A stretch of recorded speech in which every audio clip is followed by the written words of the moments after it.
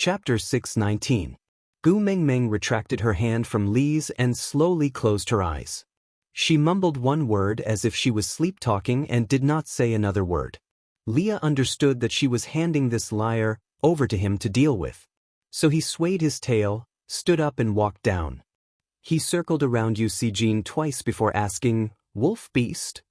Yu Sijin nodded. Leah placed a hand on his shoulder and patted him twice before asking again, "Third level?" Yu Sijin nodded again. Leah shrugged his shoulders and swayed his tail as he walked back. He still said one word, "Liar." Yu Sijin was taken aback. He took a step forward and said, "I did not lie, I am Yu Sijin." Leah glanced sideways at him and said, "Yu Sijin is indeed third level, but Gu Mengmeng said that he is from the White Tiger Troop. Do you know what a white tiger looks like? Oriton, come over and let him see what a white tiger looks like."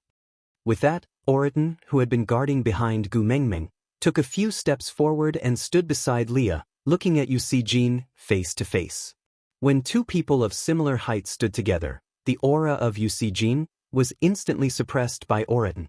Oriton was one of the best among the third-level beasts. Other than Elvis, he had never submitted to anyone else. Although there was a fifth-level Elvis and a Beast King-level Gu Mengmeng sitting in the hall, other than these two strange creatures, in the entire beast world, the peak of third level was already a very powerful existence. After all, most orcs did not have the chance to mate, so third level was a huge hurdle. And there were many orcs who could not even step into the third level realm in their entire lives. So, not to mention a mere imposter, even if it was Leah, Oriton was not afraid. He swayed his neck left and right as a warm-up. This small action was learned by him subconsciously imitating Elvis. It gradually became a habit and could not be changed. "I am here to look for Ah Yen, not to fight." Yu Sijin had long heard of Oriton's reputation. Looking at that pair of fierce eyes, he felt really pressured. Oriton was expressionless as he said coldly, "If you can't even beat me, what right do you have to speak to the great messenger?" As soon as he finished speaking, Oriton roared and charged towards Yu Sijin. Phrases such as the opponent being injured and having an unfair advantage were worthless in the beast world. Who is to blame if you're injured? If you can't even protect yourself, it's because you're incompetent.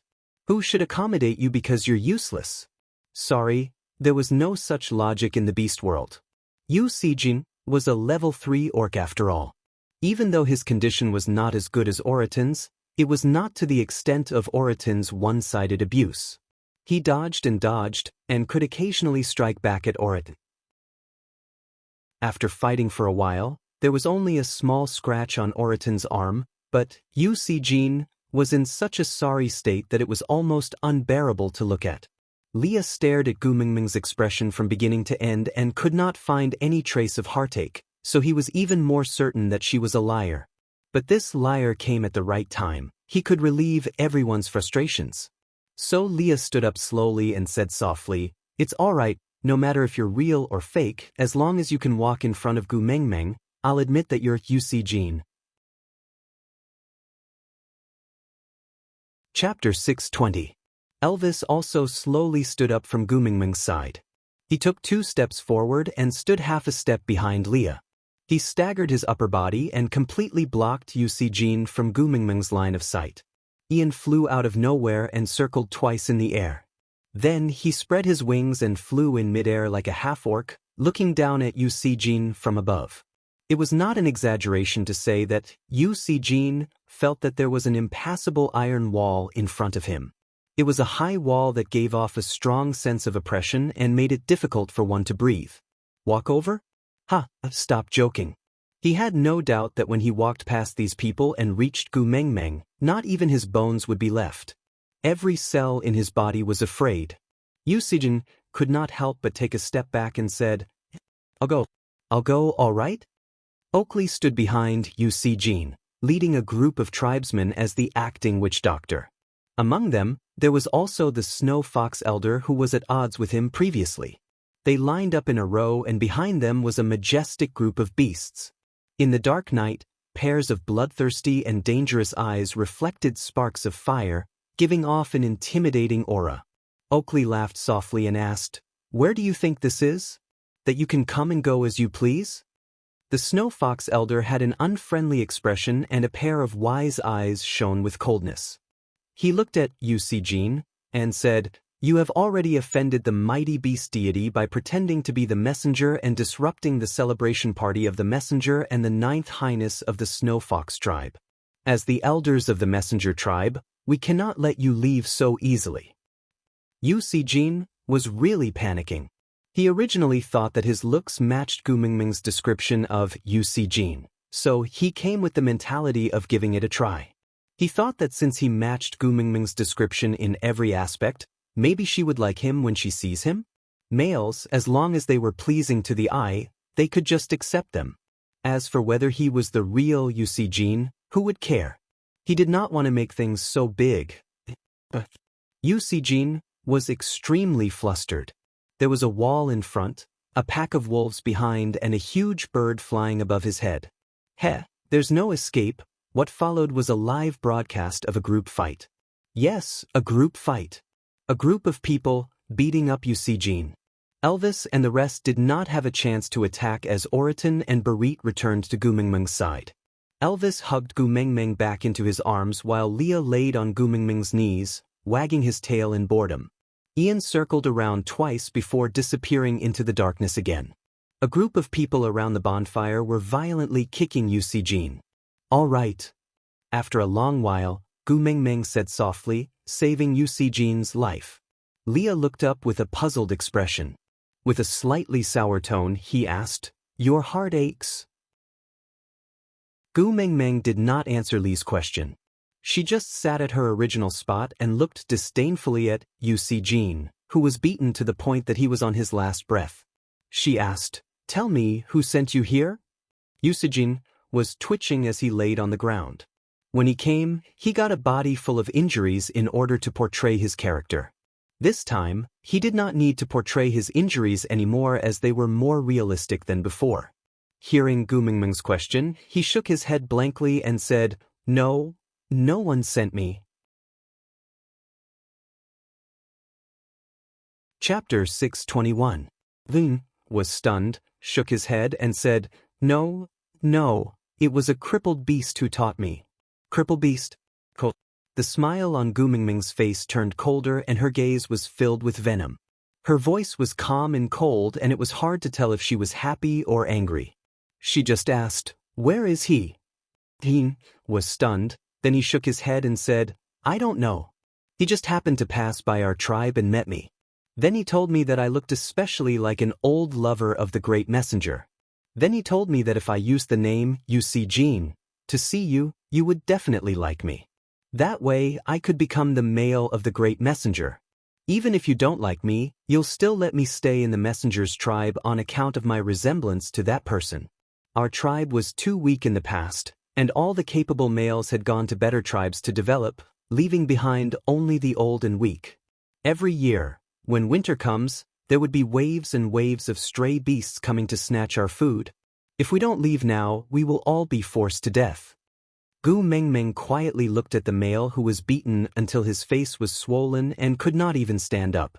She slowly spoke for him, "So you escaped and want to seek refuge with me?" Jean firmly nodded his head and replied, "Yes." Gu Mingming chuckled and asked him back, "Why do you think I will accept a deserter who abandoned his tribe?" Jean was startled for a moment, then shook his head and said, "I am not a deserter." Gu Mingming leaned back, her two thick tails pressing against her waist like a luxurious sofa backrest, allowing her to borrow strength to sit more comfortably. Gu Mingming looked at Jean nonchalantly. "Oh?" He coughed. Jean was a little emotional as he said, "I came to seek refuge with the great messenger so that Saint Nazir can accept my people." Gu Mingming gave a teasing smile and said, "Honey trap?" Jean stood rooted to the ground, not knowing how to respond. What honey trap? He did not understand at all. Gu Mingming leaned forward with her elbows on her knees and the back of her hands supporting her chin. She sized up Jean, who did not have an inch of good flesh on his body, and asked with a smile, "As long as I am willing to accept your people into Saint Nazir and become my beast pet, are you willing to?" The male nodded without hesitation and said, "Beast pet, guardian beast, or even food, I am willing." But Leah burst out laughing. He glanced sideways at Jean and said, "Even if you are willing, you have to see if our Meng Meng is willing. You have to be at least as good as me to be a beast pet. Look at your battered appearance. Who would like it?" Gu Meng Meng sat at the same spot and did not comment on Li's words. She just said, "You said it yourself, the tribe is only left with the old, weak and sick. They will only be a burden if they join Saint Nazir. Why should I find trouble for my own tribe?" Essen said, "Eugene, if not everyone please, Eugene, although they are only half-orcs, but—" Gu Meng Meng stood up and made a gesture. The 16 valued females from the previous beauty pageant, as well as Sauter's original female snow foxes, all walked in front of Gu Meng Meng in unison. It was really a riot of colors. The most important thing was, they were all perfect females. Gu Meng Meng stood in the middle of a large group of females. Even though they were of the same gender, it gave people the illusion that Gu Meng Meng was overbearing and aggressive, lying in the midst of flowers. Using 4 words to sum it up perfectly: invincible East. Aside,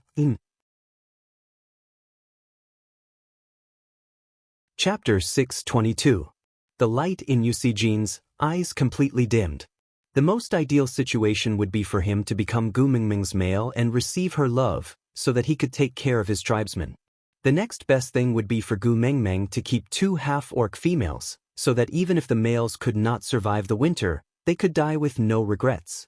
But now, his face was swollen and bruised, and looking at the males standing beside the messenger, was this how it felt to feel inferior?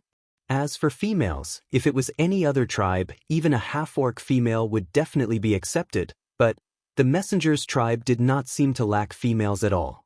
Gu Meng Meng passed through the crowd and walked step by step to Jean.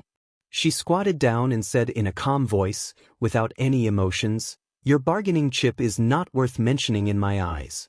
If you want to discuss terms with me, at least show some sincerity."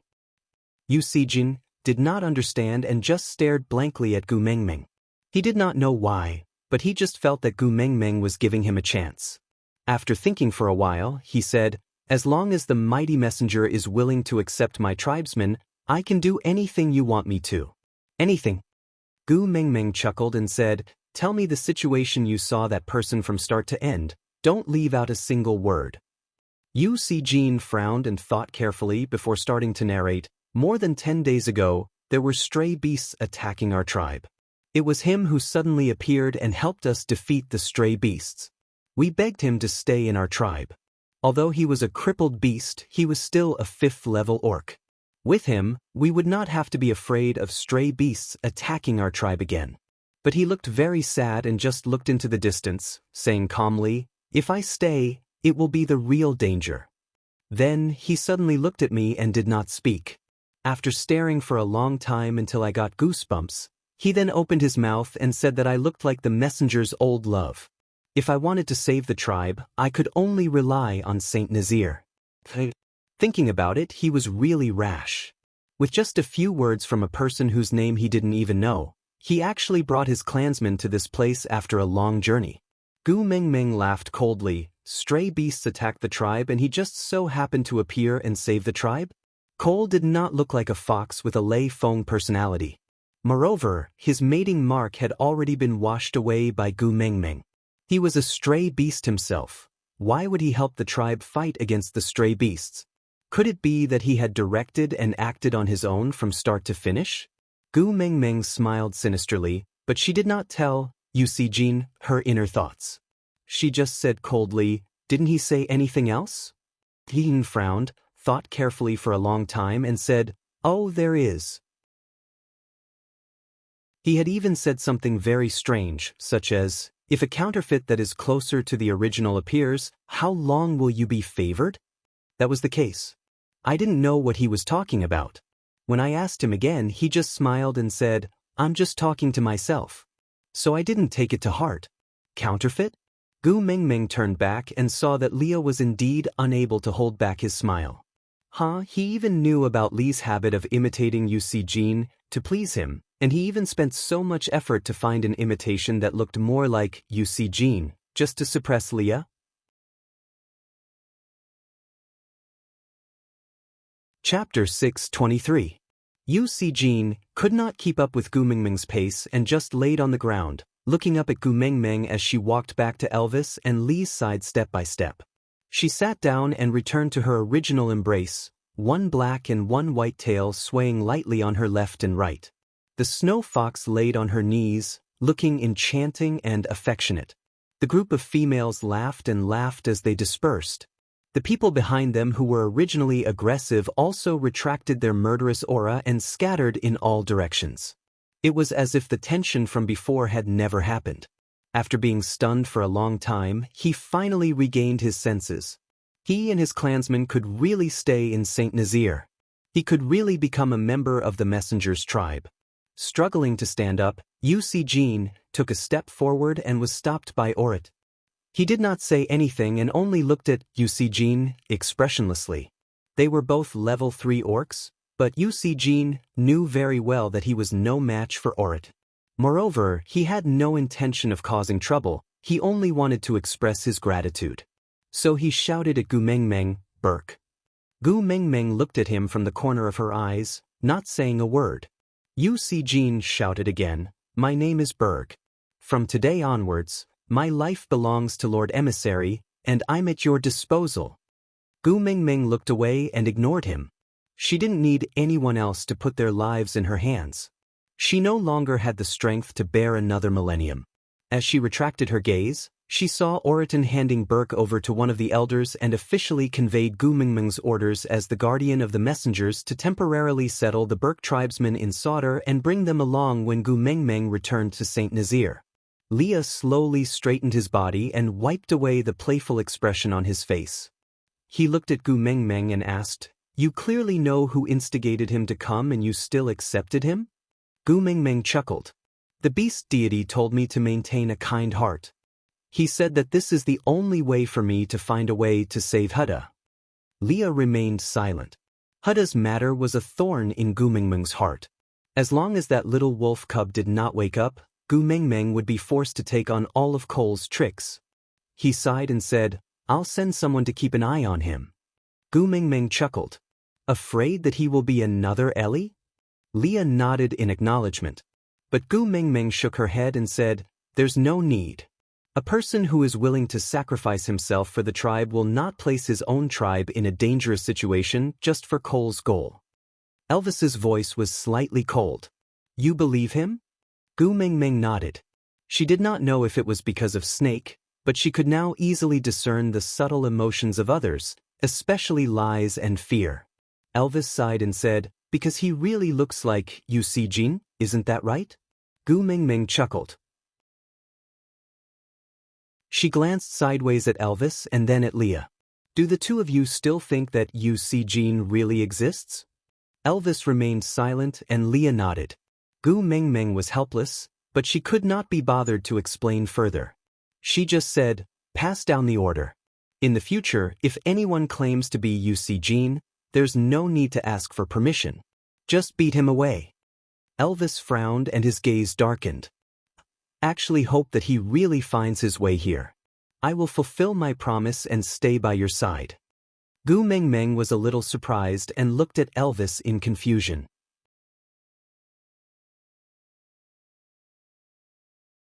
Chapter 624. Gu Mingming's heart clenched. Had her emotions reached such a stage that Elvis and Leah could not do anything about it? Actually, it was really nothing much. She just did not have much interest in anything and was not too upset even if she could not be happy. Snake's matter, she had already gotten over it, or perhaps it was the feelings Snake had felt when he saved her that combined with her guilt.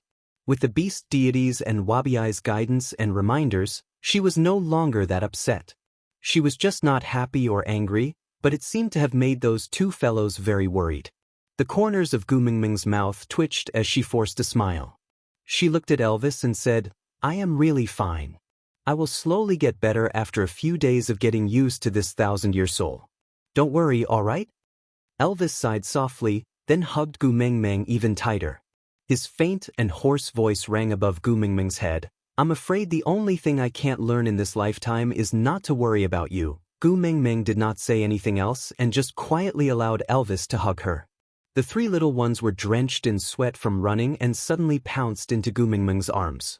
Although Gu Mingming would not be pushed down by them now, Leah and Elvis still instinctively tried to stop them. But these three little ones were too agile. They made use of their bodies to make use of the time difference and directly bypassed Elvis and Leah from 3 different angles. They ran to Gu Mingming's side with their buttocks wobbling. "Mummy, when are you going to sing?" Jiaoyu carried Qixin in his arms as he looked up at Gu Mingming and asked. Huda lay at Gu Mingming's feet, his big bright eyes filled with anticipation. But he pursed his lips and did not say anything. Kanwu occupied the most advantageous position and hung his whole body in Gu Mingming's arms. He looked up at Gu Mingming and followed Jiaoyu's words. Yes, Mummy, when are you going to sing?" Gu Mingming rubbed Kanwu's little head and kissed Huda and Jiaoyu. Finally, she carried Qixin in her arms and said, "Let's go and sing now." The 3 children's eyes lit up. Kanwu gave Gu Mingming's embrace to Qixin and followed closely behind her. He asked, "Mummy, can we follow you?" Gu Mingming smiled and nodded. "Of course, I'll give you VIP seats." Jiaoyu, what is a VIP seat? Gu Mingming brought the 4 children and walked towards the bonfire, saying, "Very important people. It means a very important person." Kanwu sniggered and turned back to glance at Elvis, clearly provoking him. He went forward and hugged Gu Mingming's shoulders. At the same time, he accidentally kicked Kanwu to the side. He only looked at Gu Mingming's side profile and asked, "Are Leah and I VIPs too?" Gu Mingming's face turned red. In the past, Gu Mingming could not notice Elvis and Kanwu's little tricks, but now, she could see it very clearly. Chuckling lightly, he said, "The VIP seats are limited. If you want to sit, carry Kanwu. The 2 of you can count as 1 seat." Elvis frowned and lowered his head to look at Kanwu. Both father and son had a tacit understanding and spoke at the same time. "No. No." Gu Mingming chuckled. "Oh, you really have telepathy."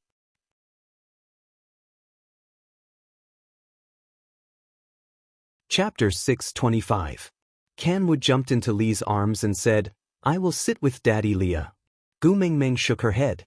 Kanwu was clearly the most like Elvis, but Elvis just had the worst relationship with him. Huda pursed his lips. He also wanted someone to carry him, but why was there no place for him? Gu Mingming lowered her head and hugged Qixin with one arm. She opened her other arm and looked at Huda, saying, "Come, let Mummy carry you." Huda looked up and smiled. He shook his head and said, "I am the elder brother, I can walk by myself." He was satisfied that he was not neglected. Mummy was already having a hard time, he could not be her burden. Gu Mingming rubbed Huda's little head and bent down to carry him up. She kissed his little face and said, "You are the elder brother of the 3 of them, but also my son." The moment she finished speaking, Gu Mingming's arms felt lighter. Elvis took over Huda and Qixin was carried by Leah. Leah had always been on good terms with the children, so it was not strange that he would carry them. But Elvis, who had never carried anyone other than Jiaoyu, was now willing to carry Huda in his arms. This made Gu Mingming rather surprised. Elvis cleared his throat and said, "Your males are still alive, there is no reason for you to suffer." Gu Mingming chuckled and said, "It's just carrying 2 sons, they are not that heavy." Elvis stopped in his tracks and turned to look at Gu Mingming. His blue eyes were filled with seriousness as he said word by word, "No matter how heavy it is, I should be the one to carry it." Gu Mingming did not argue any further because she knew that Elvis and Leah were already panicking enough. They desperately wanted to do something for her to make her feel better. And all she could do was to cooperate. Nodding, Gu Mingming had already walked to the side of the bonfire.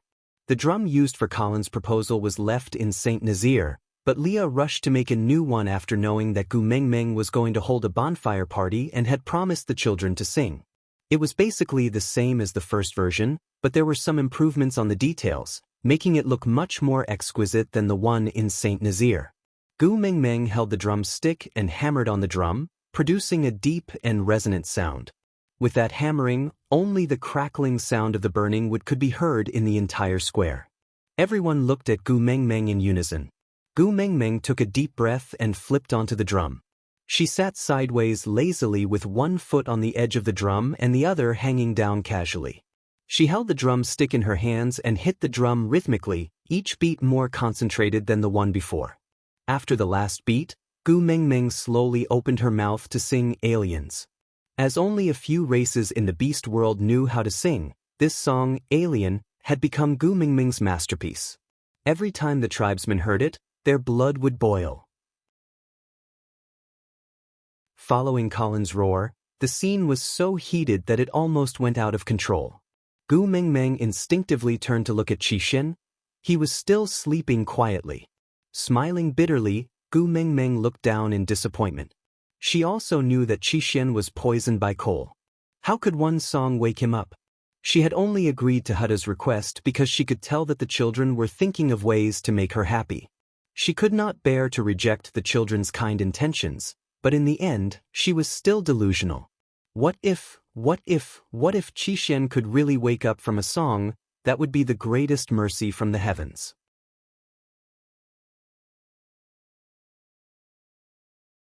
Chapter 626.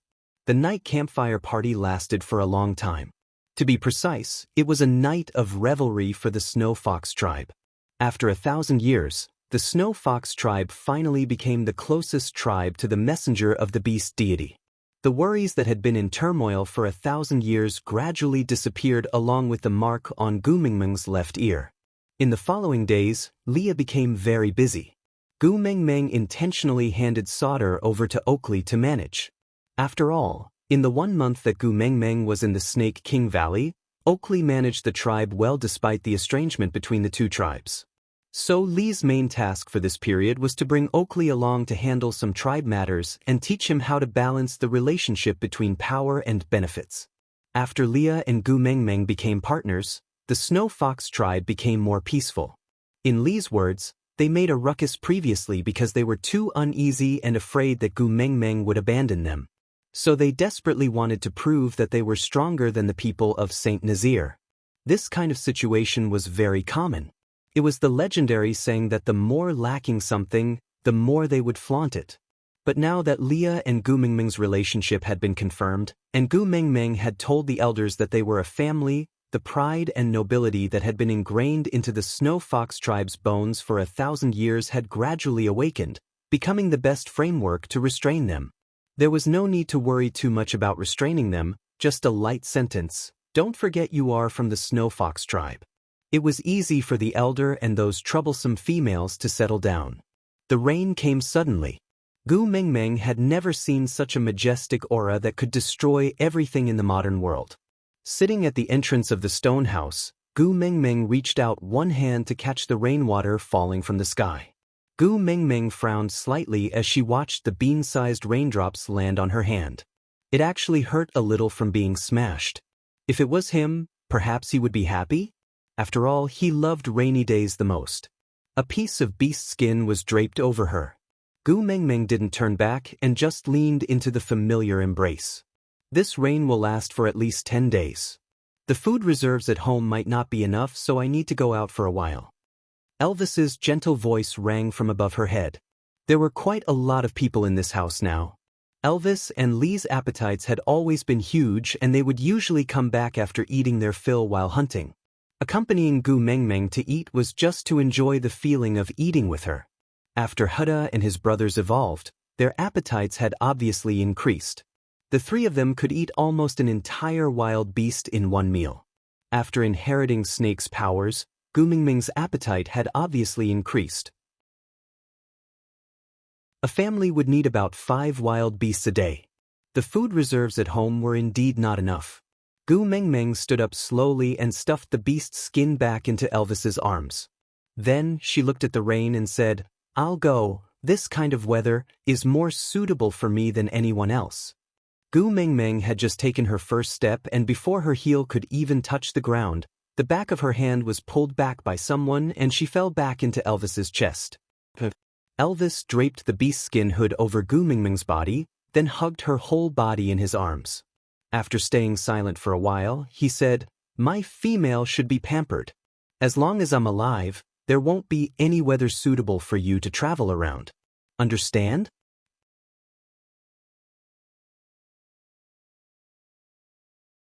Chapter 627. Elvis frowned and said, "You can't get drenched in the rain, water will enter your brain." Gu Mengmeng was taken aback for a moment before she burst out laughing. She remembered that this was what she used to tease Elvis and Leah. That time when they were digging bamboo shoots in the bamboo forest, Ian was also present and the three males even shook their heads with a straight face, saying things like, "I won't die anyway, it shouldn't be serious." He actually took it seriously and even remembered it till now. Elvis did not know what was so funny about this sentence, but it was the biggest smile Gu Mengmeng had seen ever since she returned from the Snake King Valley. It was rare to see her face so radiant, and Elvis felt as if spring had bloomed in his heart and the sun was shining brightly in her smile. Elvis's large hand cupped Gu Mengmeng's little face, and through the gaps between his fingers, her gaze was clear and calm. A faint smile was already extremely precious to Elvis, and he was suddenly so afraid of losing this smile. He even thought, so what if he got drenched in the rain, as long as she was happy? Even if he had to drown in the rain with her, he was willing. For some strange reason, Elvis actually nodded and said, "Don't run around, you must always stay within my sight." Gu Mengmeng knew that Elvis had agreed. In the past, she would always act cute and throw a tantrum whenever she asked him to do something, but as long as it was something bad for her body, he would never back down. But now, just a smile was enough to make him compromise. She must have done something wrong in the end, otherwise why would he become more and more humble after mating for more than half a year and having 4 children? Gu Mengmeng wrapped her arms around Elvis's arm and leaned against his shoulder. She nodded and said, "All right, I will stick to you like this." Her heart felt as if it was being ruthlessly tugged at by something. Elvis lowered his head and kissed Gu Mengmeng's hair. He smiled and did not say a word, only using the beast's skin to wrap her up more tightly. Then he carried her up and strode into the rain. The raindrops landed on the beast's skin, giving off a concentrated thud sound. The beast's skin had a certain waterproof function, and the raindrops slid down the fur on the beast's skin, not drenching Gu Mengmeng at all. Gu Mengmeng wrapped her little arms around Elvis's neck and stretched out an arm behind him to catch the raindrops falling from the sky. It still hurts as much as before, but this feeling doesn't seem too bad. Elvis quickly brought Gu Mengmeng into the heart of the forest. With a few leaps, he placed Gu Mengmeng in a relatively open area. He tidied up the beast's skin and reminded her, "Don't run around, understand?" Gu Mengmeng nodded and gave Elvis a reassuring smile. Elvis transformed into a wolf and charged into the depths of the misty rain. He wanted to end the battle quickly and not let Gu Mengmeng wait for too long. Gu Mengmeng sat in the rain, hugging her knees. She lifted her face slightly and squinted her eyes, allowing the rain to hit her face. Why do snakes like rainy days? The rain was clearly very painful when it hit the body. A person slowly approached Gu Mengmeng. The rain fell to the ground and rose up again. Mist filled the air, and even with Gu Mengmeng's eyesight, she could not see that person's face clearly. The smell was somewhat familiar, but he couldn't remember whose smell it was. Step by step, when Gu Mengmeng saw clearly the person carrying the prey, the emotions on her face had completely disappeared. "It's you?" Gu Mengmeng asked gently.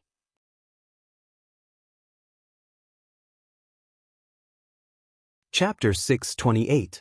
Gu Mengmeng sized up Burke, who was standing beside her and using his prey to shield her from the rain. "What are you doing?" Burke carried his prey on his shoulders.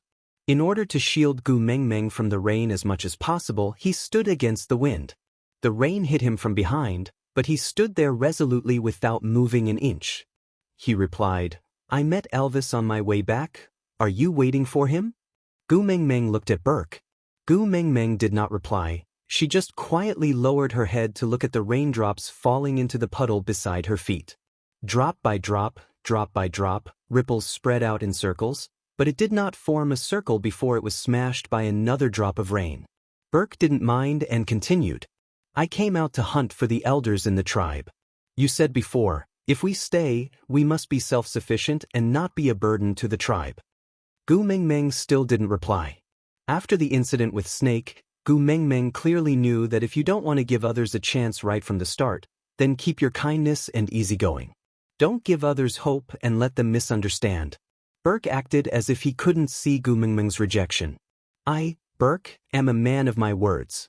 You protected our entire tribe. My life is yours. Gu Mengmeng saw that Burke had no intention of stopping. She glanced at him and said coldly, "Your life has no value to me. So you can keep it for yourself. I don't want it. Also, you are disturbing me from watching the rain. So please leave and stop bothering me." Burke was stunned for 2 seconds. His expression froze. He then lowered his head and said, "I will accompany you until Elvis returns. After all, this is the wilderness. It's not safe for you to be alone." The rain was still pouring. The surroundings were misty and cold.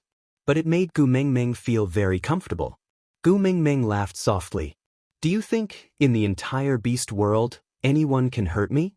The beast pressure slowly seeping out made Burke's legs wobble. He frowned and clenched his teeth, unwilling to leave. Gu Mengmeng retracted her beast pressure and looked at him calmly. "I won't accept you. So don't bother trying to please me. There are many females in the tribe. Your chances of success will be higher if you change your target." Even though it was raining cats and dogs, Borg could clearly feel a layer of cold sweat forming on his body. The coldness in his bones was even colder than the rain. Gu Mengmeng did have the ability to protect herself. She did not need him. But Burke still shook his head resolutely. "I will stay with Elvis until he returns. Once he returns, I will leave." Gu Mengmeng frowned and said, I don't need your company." Borg stubbornly insisted, "If you don't need company, then don't put on such a lonely expression. It's so heartbreaking." Burke's voice was not loud. If not for Gu Mengmeng's amazing hearing, she might not have heard him through the sound of the rain. After being stunned for a moment, Gu Mengmeng slowly stood up and said, "If you are not leaving, I will." Burke watched as Gu Mengmeng walked into the rain at a steady pace. He was in a daze until she completely disappeared in the rain. He then lowered his head slowly and murmured, "I just want to accompany you." Gu Mengmeng walked into the forest and accurately located Elvis's direction.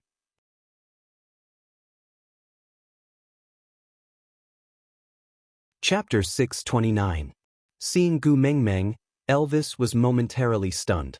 Throwing the dead beast aside, he transformed into his human form and walked to Gu Mengmeng. His long black hair stuck to his body and his muscles were defined and defined. The faint smell of blood accentuated his elegance as he stood in the rain, as if he was a mandala flower blooming in hell. "Why are you here?" Elvis furrowed his brows and pulled up the beast's skin to cover her head, preventing the rainwater from entering her eyes. "I saw that you were not back for a long time and got a little anxious, so I came in." Gu Mengmeng looked at the pile of prey behind Elvis and asked, "It's too slow to kill them one by one. Why don't you just release your aura and save so much trouble?" Elvis smiled dotingly as he brushed away the raindrops on Gu Mengmeng's face and said, "Releasing your aura will scare the prey out of their guts and the meat will be bitter. How can we eat it then?" Gu Mengmeng nodded, not really understanding. As a human, Gu Mengmeng did not have any hunting experience. As a snake beast, Snake basically swallowed whatever he wanted to eat and did not need to bring the prey back. Elvis carried all the prey onto his right shoulder and reached out his left arm to carry Gu Mengmeng up, saying, "Let's go back. It's very dangerous in the forest when it's raining. If there's thunder, it'll hurt you easily." Gu Mengmeng smiled and said, "So you left me outside and came in alone?" Elvis nodded and kissed Gu Mengmeng's little face lightly, saying, "Let's go back." Gu Mengmeng did not resist Elvis's kiss and just obediently placed her face on Elvis's chest, saying softly, "Put down the prey." Elvis did not understand but still did as he was told. Gu Mengmeng gave him a look and many little snakes slowly slithered out from behind the trees, then burrowed under the prey and carried them up. Elvis chuckled and said, "That's good too, at least you won't get any blood stains on you." Gu Mengmeng did not say anything and just nodded in Elvis's arms, allowing him to carry her back. When they passed by the place where Gu Mengmeng was sitting, Burke had already left. When she returned to the stone house, Leah was sitting anxiously at the door, looking into the rain. He heaved a sigh of relief when he saw Gu Mengmeng. Without another word, he took Gu Mengmeng from Elvis's arms and walked into the house. He removed her clothes and placed her into the stone bathtub filled with hot water. "Thank you." Gu Mengmeng leaned against the edge of the bathtub, tilting her face as she fiddled with the hot water. Leah squatted outside the bathtub and also leaned against the edge of the bathtub. He looked at Gu Mengmeng face to face and asked, "This rain will last for about 10 days. Are you feeling suffocated at home? How about I bring Sandy over and ask her to keep you company?" Gu Mengmeng shook her head and said, "She always acts like she did something wrong in front of me and is so timid. I think, seeing me, she is also very stressed. Forget it, I'm fine." Leah held Gu Mengmeng's little hand and said, "How about, I will push all the matters in the tribe to Oakley and focus on staying at home to accompany you, all right?" Gu Mengmeng chuckled and asked, "It's just accompanying Elvis to hunt. Why are you so nervous?"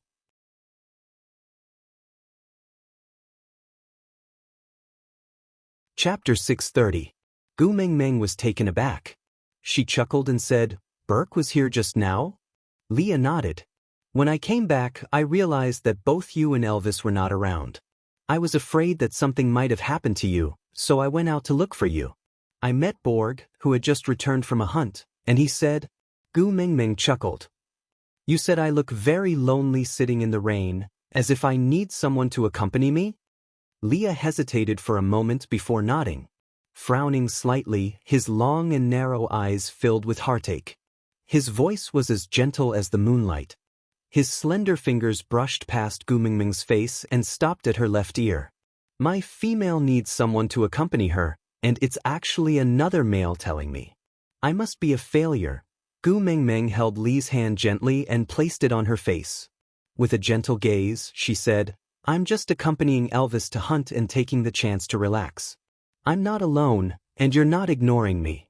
I know that the reason why you've been teaching Oakley without eating or sleeping is so that you can accompany me back to St. Nazaire as soon as possible. Don't worry, I'm fine. If I really need anything, I will tell you personally. I will not let you miss the time when I need you.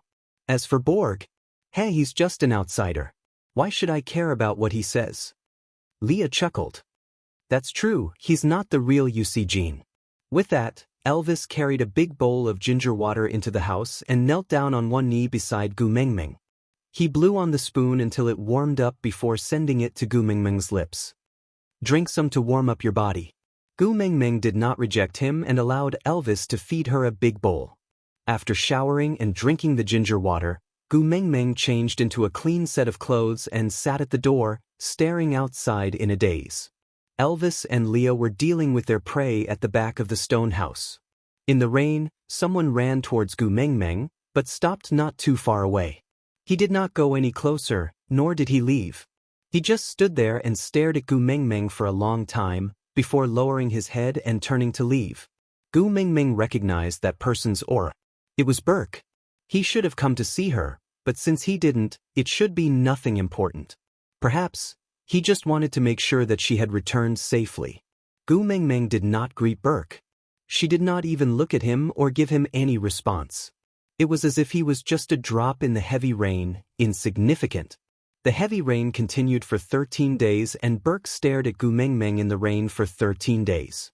On the 14th day, the weather was clear. Gu Mengmeng stretched her arms and finally walked under the sunlight. Reaching out his hand to block the bright sun, he squinted his eyes to adjust to the light that leaked through the gaps between his fingers. She felt the weight on her waist lightening as she landed in Elvis's chest. His warm voice sounded above her head, sounding sweet and melancholic. "Where do you want to go? I'll accompany you." Gu Mengmeng had not gone out for a long time, so she lazily leaned into Elvis's arms. "Let's go and see Leah. If things are more or less settled, I want to return to St. Nazaire." "All right," Elvis answered softly. When Elvis carried Gu Mengmeng into the meeting room, Leah and Oakley were discussing whether to stay or leave. It was inevitable for Gu Mengmeng to return to St. Nazaire. When they came out, the salt they brought was almost finished, so they had to return as soon as possible.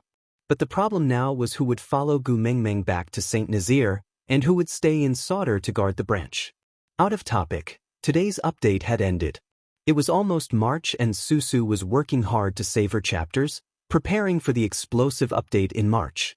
My babies, please keep looking forward to it. Also, it was almost the end of the month, the monthly ticket would expire.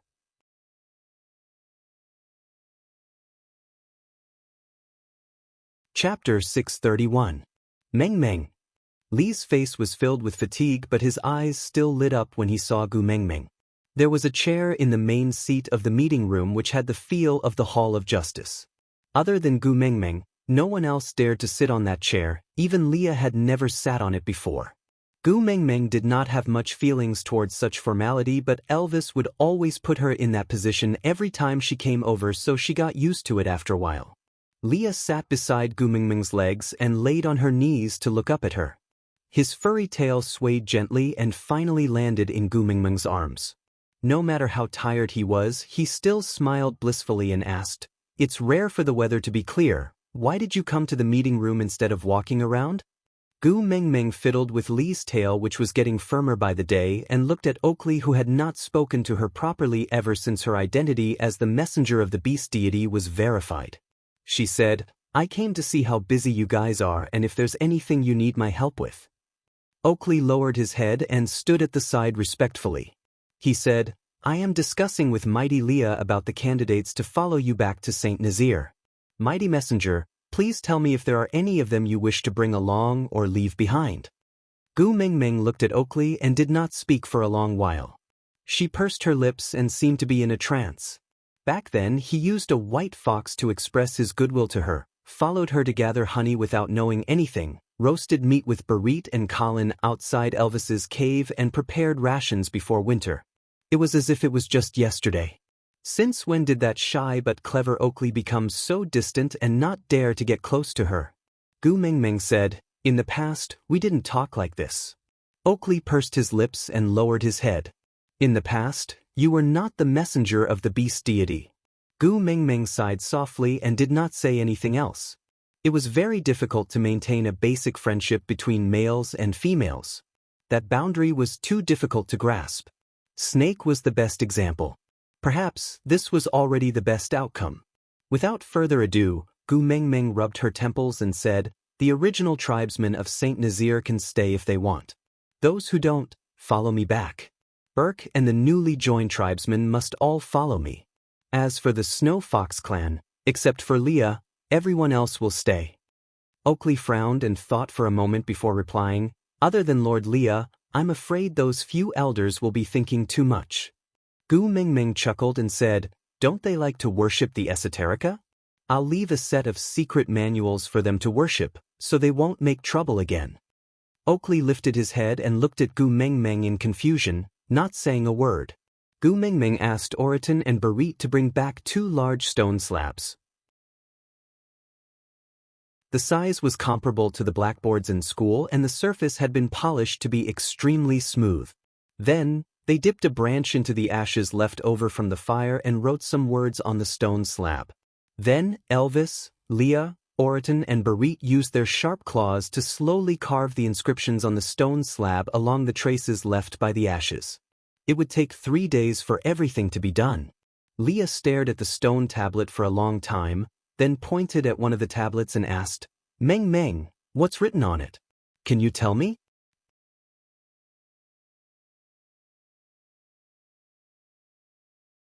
Chapter 632. 36 Stratagems? Leah looked at Gu Mengmeng in confusion. Gu Mengmeng nodded and said, "Do you remember? You told me before that half of the esoterica in the Snow Fox tribe can only be learned by the leaders, while the other half can only be learned by the witch doctor." Leah nodded to show that he remembered. Gu Mengmeng continued, "The deduction skills you know are not from our world. Damn, it was most likely taught by the beast deity to the previous messenger, who then taught it to the witch doctor, and then passed it down from generation to generation. However, the secret manuals memorized by the leaders are very likely products of our era." Leah looked at Gu Mengmeng, then at the stone tablet that was carved with unknown symbols and said, "This 36 stratagems is one of them?" Gu Mingming nodded and said, "I suspect that Cole knows how to memorize this 36 stratagems." Leah asked, "Did the beast deity tell you that?" Gu Mingming said, "No, I guessed it." Leah did not probe further and just looked at Gu Mingming quietly. Gu Mingming walked to the front of the second stone tablet and stroked a line of words, reading slowly, 34 stratagems, the trick of injuring oneself to gain the confidence of others. If one does not harm himself, the victim must be real. False is real, true is false. The luck of childlike innocence, follow the sun. The 5 males in the house were all confused, and even Leah did not understand what Gu Mingming was saying. Gu Mingming chuckled and continued, "This is one stratagem in the 36 stratagems. I have read it before but actually did not remember it. But ever since I integrated Snake's ability, everything I have seen in the past has mysteriously become very clear. It feels like something like a photographic memory." The moment Gu Mingming mentioned Snake, Elvis and Leah tensed up. They were especially afraid that she would sink into that negative calmness again. So Leah pulled Gu Mingming's little hand and asked with a serious face, "So what does it mean? What does it have to do with Cole?" Gu Mingming said, "Do you still remember when Cole tricked me into coming to Sauter, and in order to gain my trust, he injured himself all over to create the illusion that he was rescuing Qixin?" Leah nodded to show that he remembered. Gu Mingming said, "His injuries were so severe that he almost lost his life. It's not an exaggeration to say that his internal organs were all exposed in front of me. If you hadn't asked Dylan to contact me in advance, I would have believed that he was a good person even if I had my doubts. Now that I think about it, it was just a ruse to injure oneself to gain confidence." Leah pondered for a moment and said, "If people don't harm themselves, the victims must be real?" Gu Mingming nodded. "That's what I mean." Leah frowned. Then when Burke came to seek refuge, he was covered in injuries. Was that also a ruse? Gu Mingming shook her head. Burke did not purposely inflict those injuries. They must have been inflicted when the stray beasts attacked the tribe. Leah was silent for a moment before he said slowly, "Mingming, I still feel that Burke is not simple." Gu Mingming chuckled. "Cole would not go through so much trouble to send a useless person over. He must have a backup plan." "Leah, I think so too. Cole was a stray beast now. Why would he be so kind as to help a foreign tribe chase away stray beasts? No matter how I look at it, it doesn't seem like his style. I would rather believe it if he was the one who organized the stray beasts to attack Burke's tribe."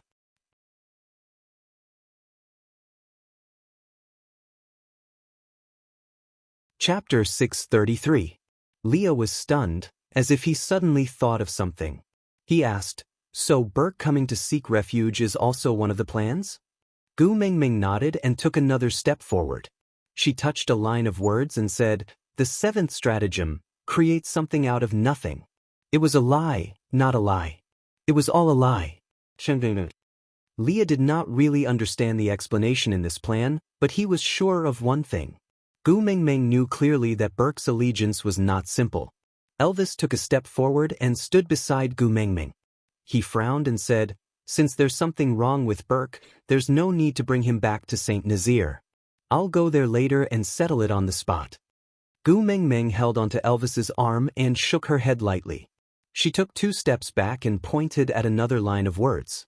With a cold gaze, she said, "The 30th stratagem, reverse the situation. Take advantage of the gap to step in, choke the host, and gradually advance." Lee's hand gently brushed past a line of words and finally met Gu Mingming's hand. With a light grip, he held her little hand in his palm. There was a hint of a smile in his long and narrow eyes. "Mingming is planning to use Burke to lure Cole out?" Gu Mingming nodded and said, "Although I still don't know why he inserted Burke, but there's no harm in countering his moves. If he wanted Borg to work for him, he would have to meet Borg on a regular basis and exchange information. So as long as we keep an eye on Burke, we can definitely wait for Cole." Leah held Gu Mingming's hand and tugged her gently towards him. Looking into her eyes, he said gently and lovingly, "I know you are anxious to save Qixin, but you have to promise me that you will not put yourself in danger, all right? Gu Mingming chuckled. How long more do you need to get used to the Beast King's powers in my body? Leah shook his head, his gaze still focused on Gu Mingming's face. With a serious and cautious expression, he said, in terms of power, no one can match up to you. But back then when we were fighting Cole, neither Elvis nor I were his match. If Cole really knows how to use the things on the stone tablet, we have to be extra careful. Gu Mingming nodded, indicating that she understood. It was easy to dodge an open spear, but difficult to guard against a hidden arrow. She understood this principle. All right, let's first embed these 2 stone slabs into the wall, then cover them with animal skins. A half-arm deep groove had already been dug in the wall, and the large stone tablet was placed in it at a slight angle. Then it was pushed and stuck inside. Gu Mingming shook it lightly and realized that it was still very stable. She nodded her head in satisfaction, then took out 2 large pieces of beast skin and covered the notch. Only then did he invite the elders of the Snow Fox clan in. Ever since the bonfire party, the few elders had boasted of their virtue and prestige. After a period of time, they really did seem to have some sage-like demeanor. This subordinate greets Lord Envoy. The few old foxes bowed respectfully to Gu Mingming. Gu Mingming raised her hand and went straight to the point. These 2 days, I will be bringing a portion of my tribesmen back to St. Nazaire. As for Sauter, I will leave Oakley behind to manage the overall situation. I hope that the few elders can cooperate and support him. When these words came out, the elders were all stunned. Before they could even speak, their faces were already unable to maintain their composure.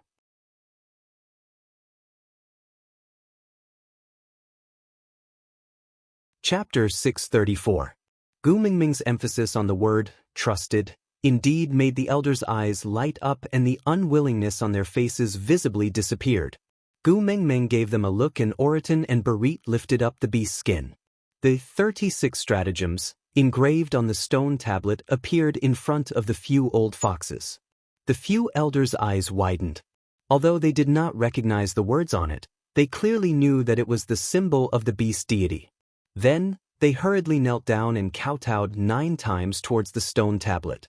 Gu Mingming suddenly thought of the days when she worked at the amusement park. Some of the older tourists also had the same habit. They would crazily take pictures whenever they saw a stone with words on it, as if the stone was something special. However, these few were obviously crazier than the rest. Holding her forehead, Gu Mingming looked coldly at the few old foxes' devotion in front of the stone tablet.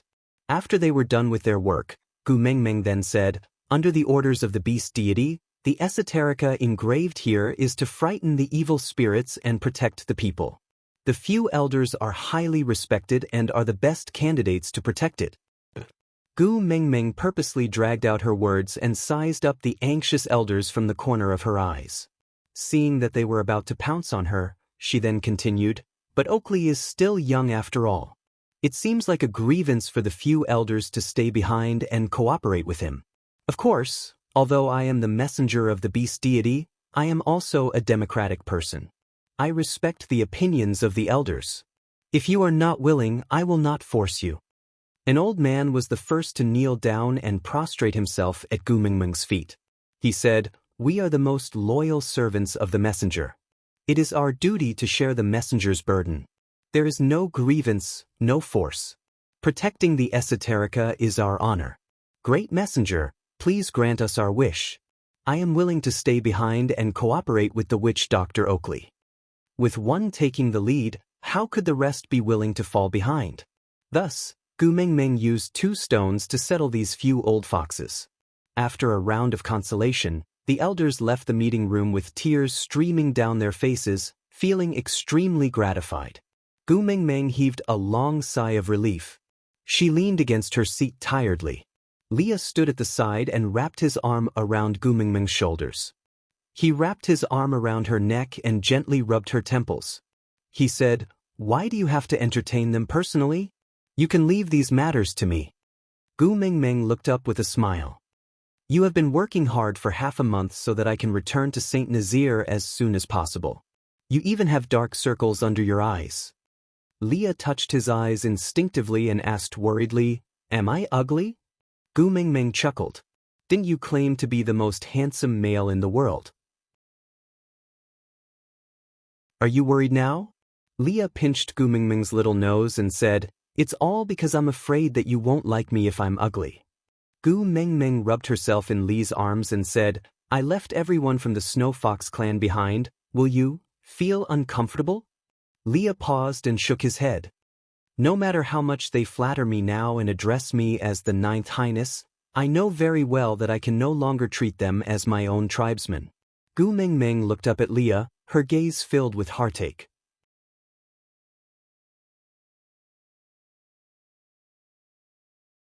Chapter 635. Oakley frowned, looking like he had a lot on his mind. He wanted to say something but stopped himself. Gu Mingming looked up at Oakley and said, "Just say what you want to say, don't hold it in and cause internal injuries." Oakley hesitated for a moment and said, "This stone tablet, is it really all right to leave it here? What if Cole's men secretly come to snatch it?" Gu Mingming chuckled and said, 36 Stratagems is just an ordinary book in my world and anyone can read it. But knowing how to read and knowing how to use are two completely different concepts.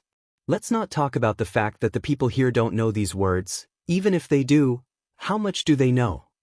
Oakley did not understand and asked, "Didn't you say that Cole knows how to use it?" Gu Mingming looked at Leah and then at Oakley and smiled. "Cole knows how to use 36 stratagems not because he knows how to read, but because his father's generation after generation memorized it and passed it down to him. He may be smart and knows how to use it, but he is obviously not mature enough. To understand these stratagems, you need to use some historical references. 36 stratagems without any historical references is like a martial arts esoterica without any internal techniques. It's just an empty shell and won't be able to kill anyone." Oakley looked at Gu Mingming, not fully understanding, then at Leah. Leah rubbed Gu Mingming's head with a doting expression, then glanced at Oakley and said, "Listen to Gu Mingming's arrangements. You don't need to understand, just do as I say." Oakley still felt uneasy, but there was nothing he could do. After thinking for a long while, he looked up and asked, "If something happens in solder that I can't handle, how do I inform you?" Gu Mingming looked at the door and said softly, "Stop hiding, come in." After some rustling, a male with a feminine face walked into the meeting room. He only looked at Gu Mingming from the corner of his eyes and bowed politely, saying, "Saintess." Snake had made her the Saintess of the Snake King Valley and announced that from the moment she took up the position, the meaning of the Saintess would be different from before. Snake had originally promised her to remove this title, but it was too late. Forget it, this title was also a memento left by Snake. Anyway, no one could force her to do anything, Saintess it be. "Wabi sent you?" Gu Mingming asked. The snake beast nodded and replied, "Wabi ordered us to stay by your side. If we encounter any trouble, we are to send word back to the Snake King Valley and let them resolve it." Gu Mingming chuckled. She knew very well that Wabi only wanted to protect her because of Snake. You stay in solder to help Oakley. If you meet with any troublesome situation, you just need a little snake to send a message to Saint Nazir, Gu Mingming said. The snake beast's face darkened.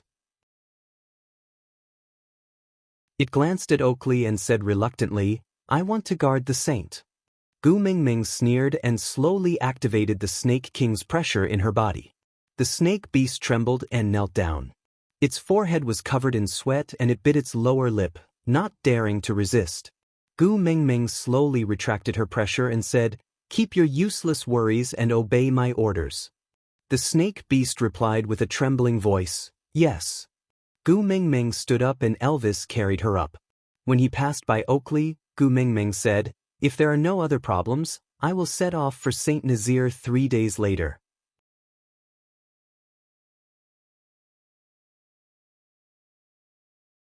Chapter 636. After exiting the meeting room, she saw Huda and his brothers playing with Qixuan at the entrance. When they saw Gu Mingming coming out, they all pounced on her. "Mummy!" Kanwo was the first to reach Gu Mingming. He raised his little face and asked, "Are we going home?" Gu Mingming wanted to get down from Elvis's arms, But Elvis hugged her even tighter. He looked down at Kanwo from above and did not say a single word, but there was an aura of hurry and get lost. Gu Mingming knew that Elvis was competing with Kanwo again, but she could not embarrass him in front of his son. So she patted Kanwo's little head and replied gently, "Yes, we will set off in 3 days. Are you happy?" Kanwo also completely ignored Elvis. He nodded and said, "I'm happy. I can participate in the hunt with the big tribe on the way back." Jiaoyu also chimed in. "Yes, there are not so many things to do on the way back. Daddy Leo will have time to teach me the art of deduction." Hutta looked at Qixin in his arms. He smiled especially amiably and had a maturity that did not match his age. "Will you wake up when we return to a familiar place?" Gu Mingming looked at Qixin without saying a word. She was silently calculating in her heart. What was Cole planning by pushing Burke to her side? Everything had a motive. So what was Cole's motive? It seemed like she had to start with Burke to capture Cole. Gu Mingming turned back to look at Barit. "Call Burke over." Barit nodded. He did not say a word. He just turned around and walked towards the edge of solder. Oriton followed for 2 steps before looking up at Gu Mingming. He said expressionlessly, "I will go hunt and then share a meal." Gu Mingming chuckled. "There are so many beauties in solder. Have you not taken a liking to any of them?" Oriton did not seem to understand what Gu Mingming meant. He looked at her in a daze. He did not speak or move. Gu Mingming said, "Find a suitable female to start a family with. It's not a good idea to always share a meal with me." Oriton said, "I am your guardian beast. I cannot start a family with other females." Gu Mingming shook her head. "You don't like me, do you?" Oriton lowered his head slightly, as if he was thinking seriously. Then he shook his head and said, "I like you." Gu Mingming was slightly surprised and asked, "You like me? What do you like about me?" Oriton replied very seriously, "Your family's food is the best." Gu Mingming was taken aback for a moment before she suddenly laughed. Their personalities are so different, but why are they so similar in terms of gluttony? Oriton did not know what Gu Mingming was smiling about. He turned to look at Elvis and realized that his face was filled with gentleness. His pair of blue eyes curved into a curve as Gu Mingming smiled. Oriton could not really understand the feeling of having all his emotions affected by a female.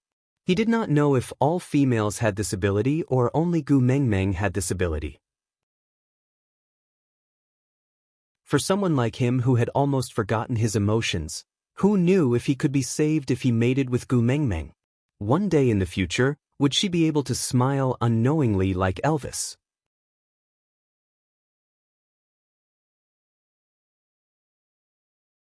Chapter 637. Gu Mingming did not insist any further.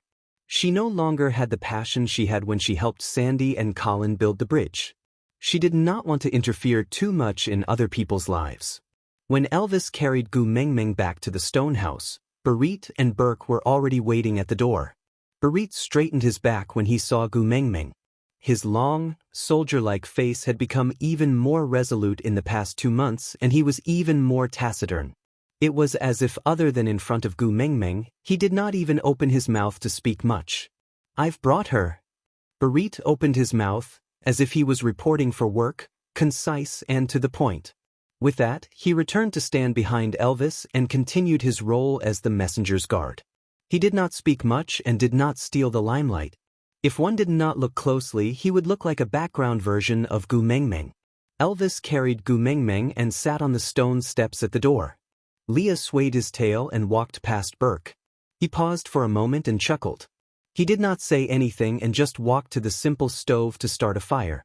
Gu Mingming sat in Elvis's arms lazily. She glanced sideways at Burke and smiled. 3 days later, I will be returning to St. Nazaire. You and your tribesmen can follow me back.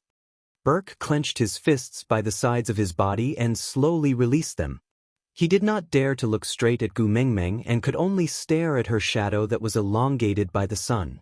Frowning, he replied, "Can we stay in Sauder? My tribesmen are already too old, they cannot withstand the frequent travel." Gu Mingming was taken aback. "You're not coming with me?" Gu Mingming asked. Could it be that Cole's motive for arranging for Burke to come here was not for her but to regain control of Sauter? Burke shook his head with difficulty. I want to go with you, but if I leave, there will be no one to provide food for my tribesmen. Originally, the 2 half-orc females in our tribe could recruit family members through mating after joining a new tribe and continue to take care of our tribesmen. But Sauter did not lack females at all. How could 2 half-orc females snatch resources from the group of complete females who were at the top of the tribes? Even Maya and Sandy, who were considered average-level half-orc females, did not manage to recruit a single new member after coming to Sauter, let alone the old, weak, sick, and disabled who were burdened with their entire families. Of course, Sandy was very satisfied with Colin and wouldn't give any other male a chance. Otherwise, just based on her identity as the best friend of the messenger of the beast deity, there would still be people who would be willing to mate with her. Gu Mingming nodded and did not force him. Since that's the case, I won't force you. You can go back. Burke secretly lifted his eyes and stared deeply at Gu Mingming. Her lonely appearance in the rain made him toss and turn in bed, unable to sleep. He couldn't tell if what he saw on her face that day were tears or rain, but those clear eyes were calm without a trace of emotion. It made his heart ache and made him want to protect her. If he could, he wanted to stay by her side regardless of everything. He didn't want to let her sit alone in the rain, and he didn't want her to have any time to be lonely. But in the end, Burke only replied with a okay.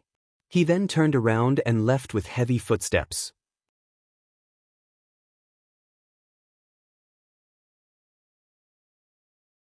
Chapter 638.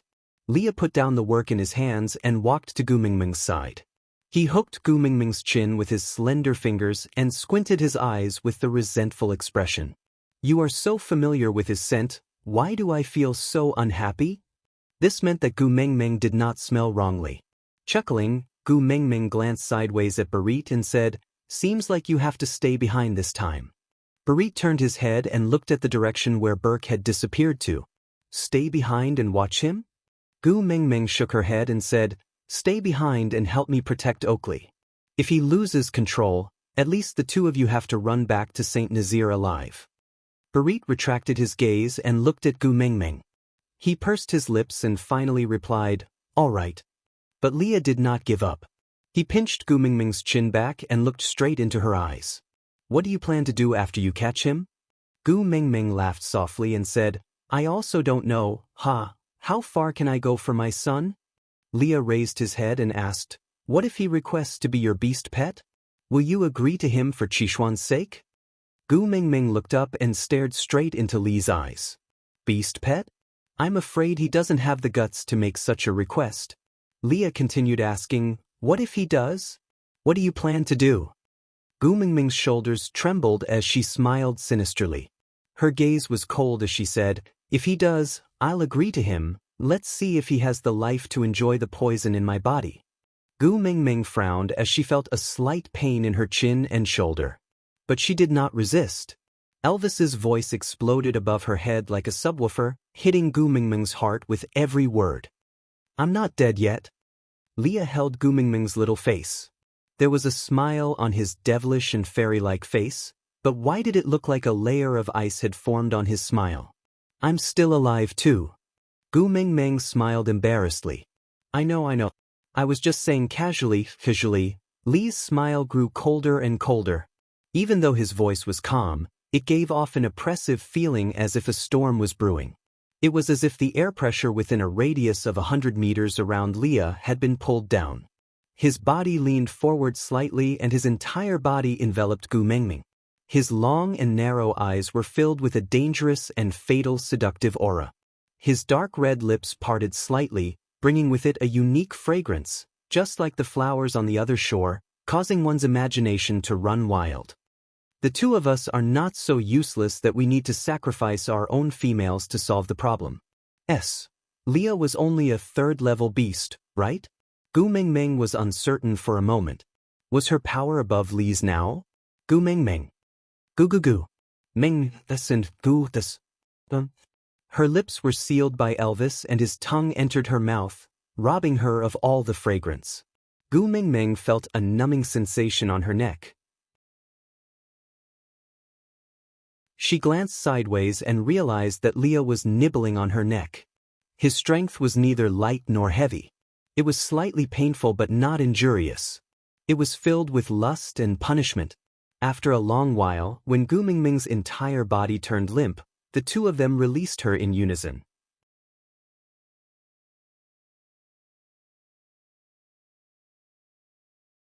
Chapter 639. Barit is still watching. You too. Stop fooling around. Gu Mingming could not even complete her sentence. Elvis and Leah were messing around with her body as if they had planned it beforehand, causing her heart to beat erratically. Barit silently lowered his head and said, "I'll go to Oakley's and inform him." Barit only left Gu Mingming with a resolute backview. He liked Gu Mingming, he had liked her ever since she came to the tribe. But he knew that protecting her as a guard was already the closest he could get. Elvis and Leah would not give him a chance to improve. If he was too greedy, the two of them would definitely not tolerate him. So, knowing when to leave was the only way for him to stay by her side. After Barit left, Elvis and Leah finally let Gu Mingming off after she repeatedly begged for mercy. "Don't say such things again, or else I will personally kill Qixin," Elvis said coldly. Gu Mingming pursed her lips, her gaze cold. This was the second time he said he wanted to kill her sons. Previously it was Kanwu, this time it was Qixin. Why were her sons so lowly in his eyes? Elvis seemed to know what Gu Mingming was thinking about. He straightened her body and made her sit face to face with him. Then, he said cautiously, "Compared to you, everything else in this world is insignificant. So is the tribe, so is my sons, and so am I. You have become like this because of them, and that is the limit of my tolerance. If you continue to place yourself as a sacrifice for them, I can only kill them personally to protect you. If you dare to touch my sons, I will hate you." Gu Mingming's face was filled with anger as she said unhappily. Elvis smiled bitterly and said, "I know. If you hate me, I will live a life worse than death. But compared to you, my pain is not worth mentioning." Gu Mingming lowered her head and looked at her own knees. This pair of legs were exchanged for by Snake's life. She knew better than anyone else how stubborn the males in the beast world were in love, wasn't that so? "If you want, Leah and I are willing to risk our lives to accompany you for one night." Elvis hooked Gu Mingming's lips and kissed her lips. Different from the punishment kiss just now, this kiss was extremely gentle. After the kiss, Gu Mingming even felt that her brain was lacking oxygen and her breathing was not smooth. Elvis hugged her shoulders and placed her on his chest. While giving her support, he did not let her discover the wound in his eyes. "If you want a few more partners, Barit, Oriton, and Ian are all good choices. But don't let it be Cole. He's not worthy." Gu Mingming leaned into Elvis's arms and chuckled. "I know, I don't want any more partners and I won't take Cole in as a beast pet. It's just something I said in a moment of anger. Why take it so seriously?" Leah squatted in front of Gu Mingming with one knee on the ground. He placed Gu Mingming's little hand by his lips and kissed it. Then he looked straight into Gu Mingming's eyes and said, "If it can make you happy, we don't mind having a few more family members." It didn't matter if it was a partner or a pet, as long as it could make you happy. But don't let it be Cole, he's too dangerous and dirty. Gu Mingming smiled and said, "You and Elvis are enough for me. I don't need any more partners or beast pets. Barit, Oriton, Ian, I don't want any of them. Cole, needless to say. Don't worry, all right?" Aside from the topic.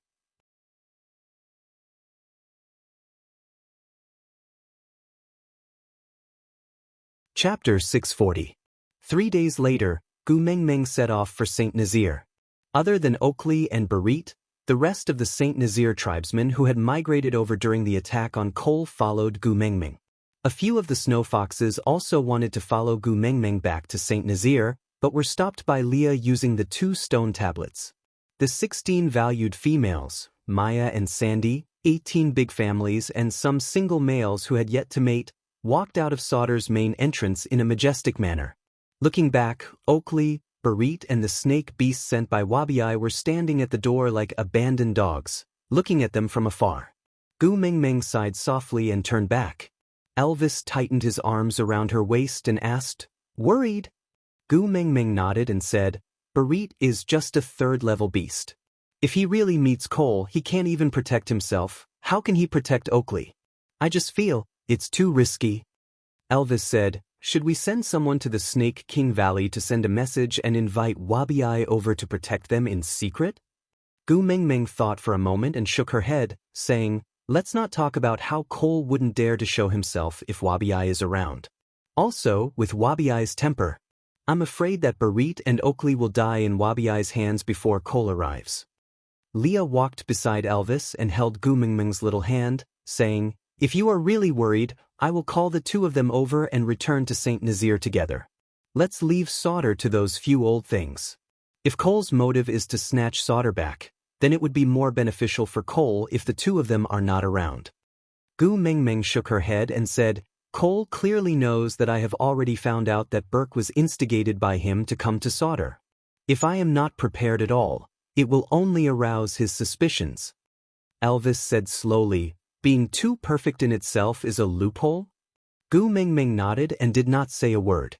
She just went through the plan again in her mind and tried to think through the details more clearly so that she could deal with it. The speed of the large group was much slower than when Elvis, Leah and Gu Mengmeng were traveling alone. Females were delicate and could not stand the long journey. Although they had experienced it last time and were much better this time, the morning's journey had made them complain incessantly.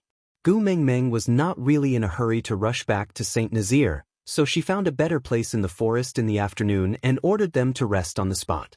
The males went hunting while the females gathered around Gu Mengmeng. On the other hand, their partners could only sit on the outermost edge of the females' group to protect her. They couldn't even get close to their own female. Even Elvis and Leah were pushed out by these females. Gu Mengmeng gave them a reassuring smile, then sat among the group of females and chatted with them to soothe their emotions. "Great messenger, I've heard Sandy talk about you and UC Jean before, but I'm still very curious. Can you tell us more?" The one speaking was Mandy, the first beauty of the beast world that Gu Mengmeng had chosen. Gu Mengmeng chuckled and shook her head. "You guys have heard the story of UC Jean so many times, aren't you sick of it?" Mandy's eyes brightened. She leaned closer to Gu Mengmeng and asked, "Great messenger, from what you said, does it mean that you have other stories to tell us?" Gu Mengmeng chuckled. Looking at the 18 pairs of big eyes that were shining with anticipation, she could only nod her head and say, "Yeah, let me tell you a short story." The beginning of the story was about a fish that fell in love with a flying bird. Digression. The story of the bird and fish. A long, long time ago, a fish and a bird fell in love. But God told them that they would never be lovers. Even becoming friends was an extravagant wish. Even if they loved each other, this lifetime was unattainable. The fish hated the restraints of the seawater and longed for the feeling of being free and aloof in the blue sky. The bird hated the empty blue sky and longed to bathe in the seawater and walk in it.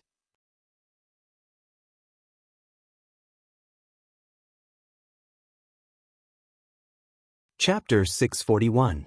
Although it was a story, it was actually just a script for a play that Gu Mengmeng had performed in the past when she was working at the amusement park. The entire play was about 40 minutes long, but with Gu Mengmeng narrating it alone, it was at most 10 minutes long. The people who went hunting returned one after another. From afar, Gu Mengmeng could see her 2 meat buns mixed in with the group. Jiaoyu stayed behind to take care of Qixien and pestered Leah to tell him some deductions, so he did not go hunting with them.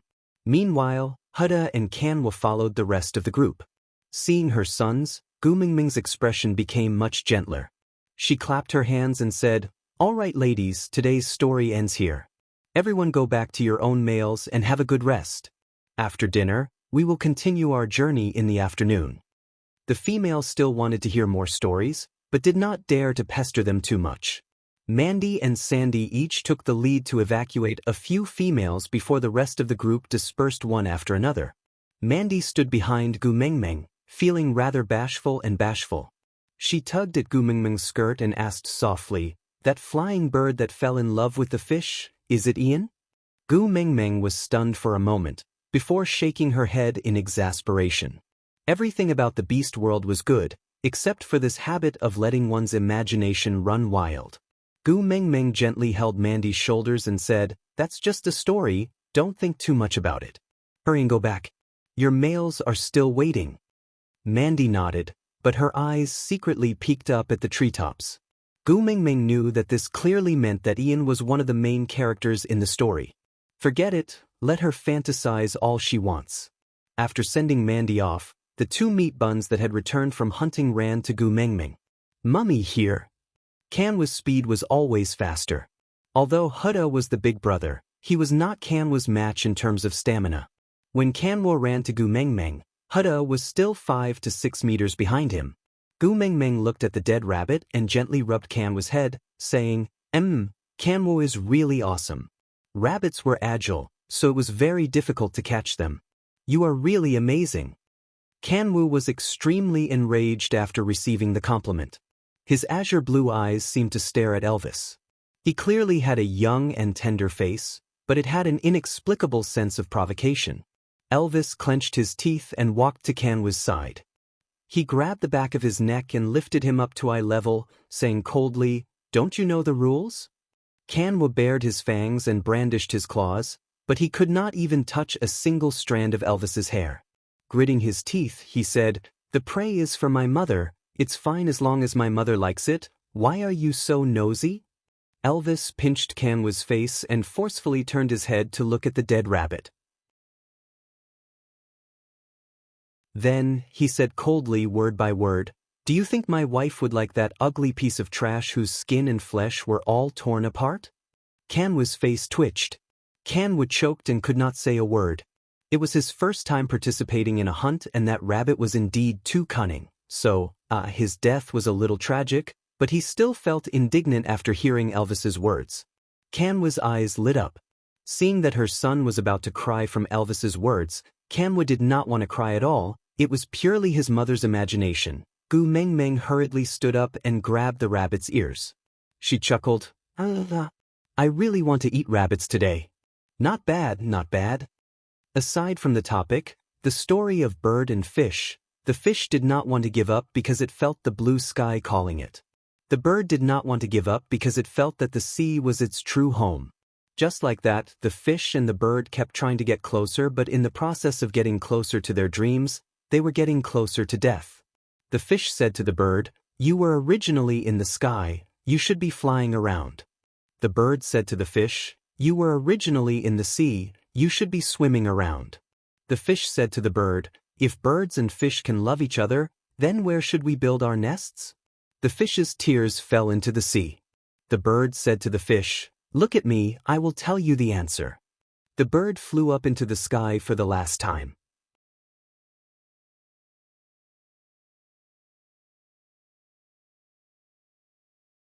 Chapter 642. Elvis casually threw Kanwa aside and took over the bloody rabbit from Gu Mengmeng's hands. "I'll help you hunt a giant rabbit, this, huh?" Gu Mengmeng nudged Elvis's chest lightly and said softly, "It's my son's first time hunting and he gave me his prey. Can you not hurt our child?" Elvis raised his brow. "It's already not good, can't I tell the truth?" Gu Mengmeng looked at Elvis in rebuke. Elvis took a deep breath and wiped off the blood on Gu Mengmeng's fingers. "You're glaring at me because of him again. I really hate them more and more." Gu Mengmeng said, "Hubby." Kanwa walked forward and hugged Gu Mengmeng's thigh. He raised his little face and said seriously, "Mummy, don't be sad. It's all right if he hates me, I don't like him anyway." Gu Mengmeng's lips twitched. They were really biological father and son. Identification complete. Elvis ignored Kanwa and only instructed Leah before running into the depths of the forest. Huda held onto a wild bird's neck and stood 2 steps away. He was hesitating if he should go closer. Gu Mengmeng waved her hand and called Huda over. She touched his sweaty little face and asked, "What did you hunt? Let Mummy take a look too." Huda placed the wild bird in front of Gu Mengmeng. "My prey is not even as good as Kanwa's," Gu Mengmeng chuckled. "Both of you are great. It's already not bad to have such results on your first hunt." Huda said, but Beast Father said, Gu Mingming pinched the cheeks of her two sons. Beast Father is using his own method to motivate you and hope that you can do better. Don't be sad. He doesn't really despise you. Kanwu sighed and acted like a little adult. He ran away after getting into trouble and still needs Mummy to help him clean up. Sigh. When can he be more reliable? Gu Mingming laughed at Kanwu's words. She hugged him and kissed him. Beast Father is afraid that we don't have enough food, so he went to replenish our prey. Kanwu hugged Gu Mingming's neck and kissed her on the cheek. Then he looked at Gu Mingming seriously with his azure blue eyes and said, "Forget it, don't help him explain. You already have enough troubles with such an unreliable first partner. But it doesn't matter. The four of us will grow up as soon as possible. At that time, you don't have to count on him. The four of us will protect you." Gu Mingming chuckled and nodded. "All right, I'll wait for my precious sons to grow up and protect me." Leah swayed his big tail as he held Jiaoyu's hand and walked over. With a light flick of his hand, Jiaoyu carried Qixin and stood together with Huda and Kanwu. Leah slowly squatted down beside Gu Mingming, wrapping his furry tail around her waist and pulling her into his arms. Resting his chin on his hands, he smiled amiably and said, "Brat, are you seducing my female?" Gu Mingming's face darkened. She slapped Li's face and said, "Watch your words. He is my son." Kanwu sighed and shook his head.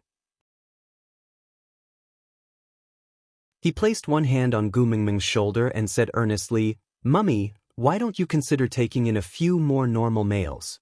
Like Bode or Colin from mother-in-law's family. Those who are not sick in the head."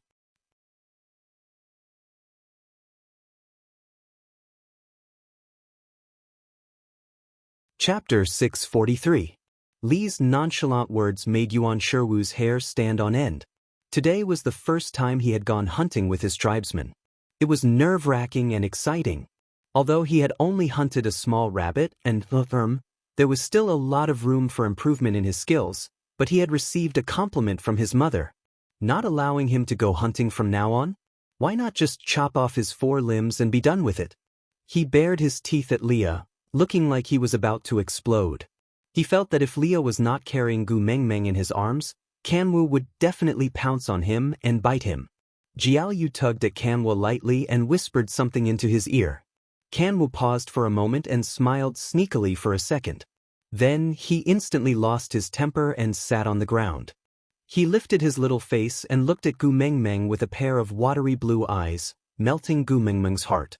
He sniffled and pouted, looking like he was about to cry but could not. "Mummy, do you not like the little rabbit I hunted? You also despise the prey I gave you, right? So, whoa. Jiaoyu's little scheme was too obvious in Gu Mingming's eyes. But seeing through everything did not stop her from feeling sorry for her son. Gu Mingming pinched Leah and struggled out of his arms to hug Kanwu.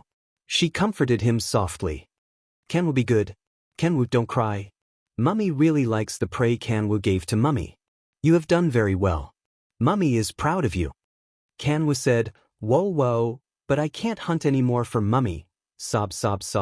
Can I no longer receive Mummy's compliments?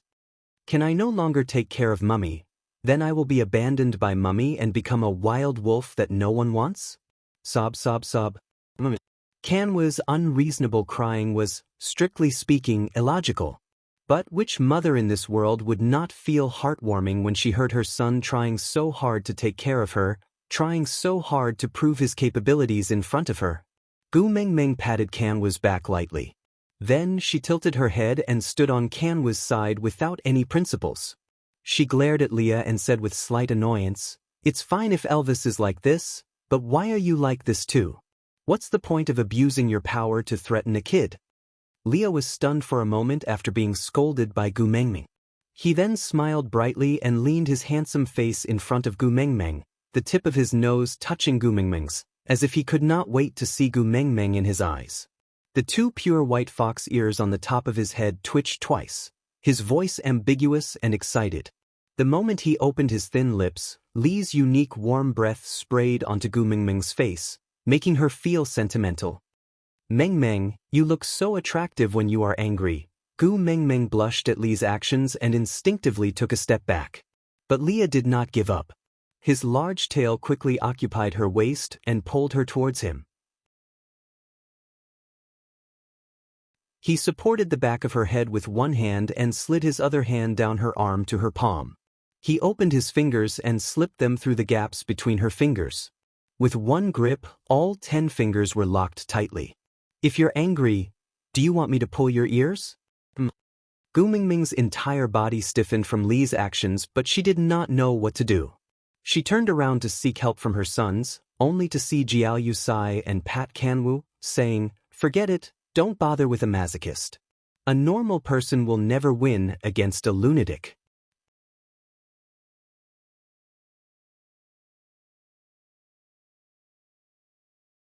Chapter 644. The 4 sons sighed and walked away quietly. Gu Mingming fist-bombed. What happened to the promised fatherly love and tall and lofty image?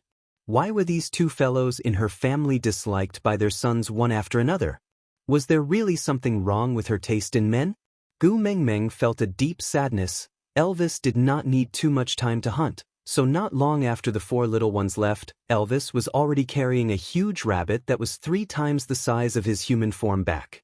Gu Mingming felt it was quite novel to see a whole prey after such a long time. Pushing Leah away, Gu Mingming walked to Elvis and looked at the owner who had purposely placed his prey beside Kanwa's little rabbit. Then, Elvis prodded the huge rabbit skull with one hand and placed his palm on his temple. He sighed and said, "Is it a sense of achievement to win against your own sons?" Elvis hugged Gu Mingming into his arms and kissed her forehead gently. Then he said, "We have to let him know who is the boss in this family." Gu Mingming shook her head helplessly and said, "Do you know that you and Leah are already 2 perverts in our sons' hearts?" Elvis shrugged his shoulders nonchalantly and said, "Let them think whatever they want, I don't care." Gu Mingming sighed helplessly and accepted her fate. She did not force it. Leah leaned over and placed one hand on Elvis's shoulder while the other hand stroked his own tail in boredom. He said, I was reprimanded just now." Elvis frowned and looked at Leah with a serious expression. He asked, "Really? Xiaoming reprimanded you?" Li's eyes lit up and he nodded his head excitedly. It was as if being scolded was an extremely honorable thing. Elvis was also a little agitated. He asked, "Anything else? Did you take action?" Li's gaze darkened and he shook his head dejectedly. "No." Elvis also sighed softly and said regretfully, "Forget it, it's already not easy to lose your temper and reprimand someone. This is a good thing. Maybe we can take action next time." A thick sign was flashing on Gu Mingming's forehead. No wonder her sons said that they were psychopaths who had masochistic tendencies. It was one thing for him to think of ways to make her happy every day, but now he had given up on himself to the point where he could be proud of making her angry? Gu Mingming took 2 steps forward and stretched out her 2 little black hands. She grabbed Elvis's ears with her left hand and Li's right and pulled them towards her. She asked with a smile, "How is it? Are you satisfied?" The eyes of the wolf and fox, whose ears had been twisted, lit up. They were like lottery winners sitting in front of the TV who had won the first prize. He hugged Gu Mingming excitedly, one black and one white, sandwiching Gu Mingming in the middle, forming a human wolf-fox sandwich. "I can't breathe."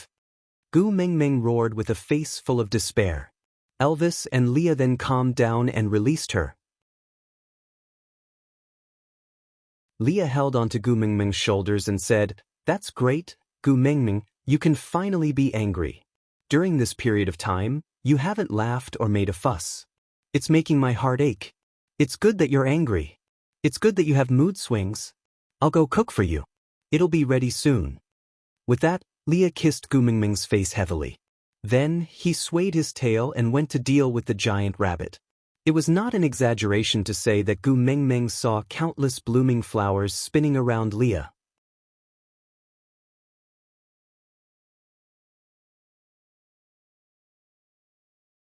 Chapter 645. After 3 days of journey, they had already covered half of the distance from Sauter to Saint Nazaire. The closer they were to Saint Nazaire, the more uneasy Gu Mingming felt. She always felt that there was a pair of eyes watching her in the dark, but she couldn't find anyone when she checked in private. Even Ian, who was hovering in the air, did not notice anything suspicious, so Gu Mengmeng could not help but attribute it all to homesickness. At night, a bright moon hung in the sky. The bright moonlight revealed a trace of coldness, like a white gauze curtain enveloping everything in the night. The verdant and tall ancient trees exuded a strange atmosphere in the darkness, causing people to involuntarily feel a sense of awe. Everything was quiet. It was a night suitable for a good sleep. Suddenly, a shrill howl tore apart the silence. Gu Mengmeng opened her eyes abruptly. Elvis and Leah had already stood on her left and right, protecting her securely. Gu Mengmeng frowned and asked, "What's going on?" Elvis gave Leah a look, and Leah immediately leaped out and started to control the scene. With families as units, the males surrounded their females in the middle to protect them. Elvis looked around warily as he replied, "They are stray beasts." Stray beasts. Gu Mengmeng's knowledge of these 3 words was limited. She only knew that it was an exiled orc, cold-blooded and heartless. The only time she had seen it was not long after they had mated. A few stray beasts were lured into the cave by her singing. Elvis was severely injured and unconscious at that time. Leah stayed in her cave. Gu Mengmeng felt a wave of disgust as she recalled the scenes of them eating her comrades. Frowning, he asked, "Can't we just expel it with our beast pressure?" Elvis said, "If it's only the 2 of us, this method would be the simplest and most effective." Elvis's gaze swept across the crowd, especially the 18-week females, who were so frightened by the stray beast's voice that they almost burst into tears. "If we release our beast pressure before the stray beasts are scared away, half of them would be scared to death." Gu Mengmeng frowned in frustration and sighed. "Go and help Leah. Do your best to protect the tribesmen. Don't worry about me. No one in the beast world is my match now." Elvis hesitated for a moment but still nodded his head. He did not care what would happen to Saint Nazir, but he knew that she cared. Elvis and Leah arranged the defense as quickly as possible based on their tacit understanding. Ian led the Eagle Owl tribe and circled twice in the sky. With a caw, they pointed out the enemy's location. Elvis frowned and cursed softly, "Damn it, we're already surrounded." Elvis, Leah and Oriton formed a triangle and guarded the outermost edge. Ian led the Eagle Owl tribe to control the overall situation in the air, waiting for an opportunity to launch a sneak attack. Gu Mengmeng narrowed her eyes and clenched her fists tightly. She looked at the pairs of ghostly green eyes closing in on her from all directions. There were quite a few of them, and they were all level 3 or 4.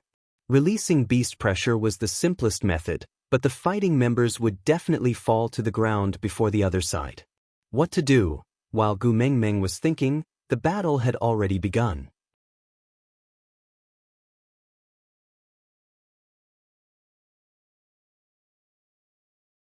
Chapter 646. 7 to 8 4th-level orcs were trapping Elvis tightly.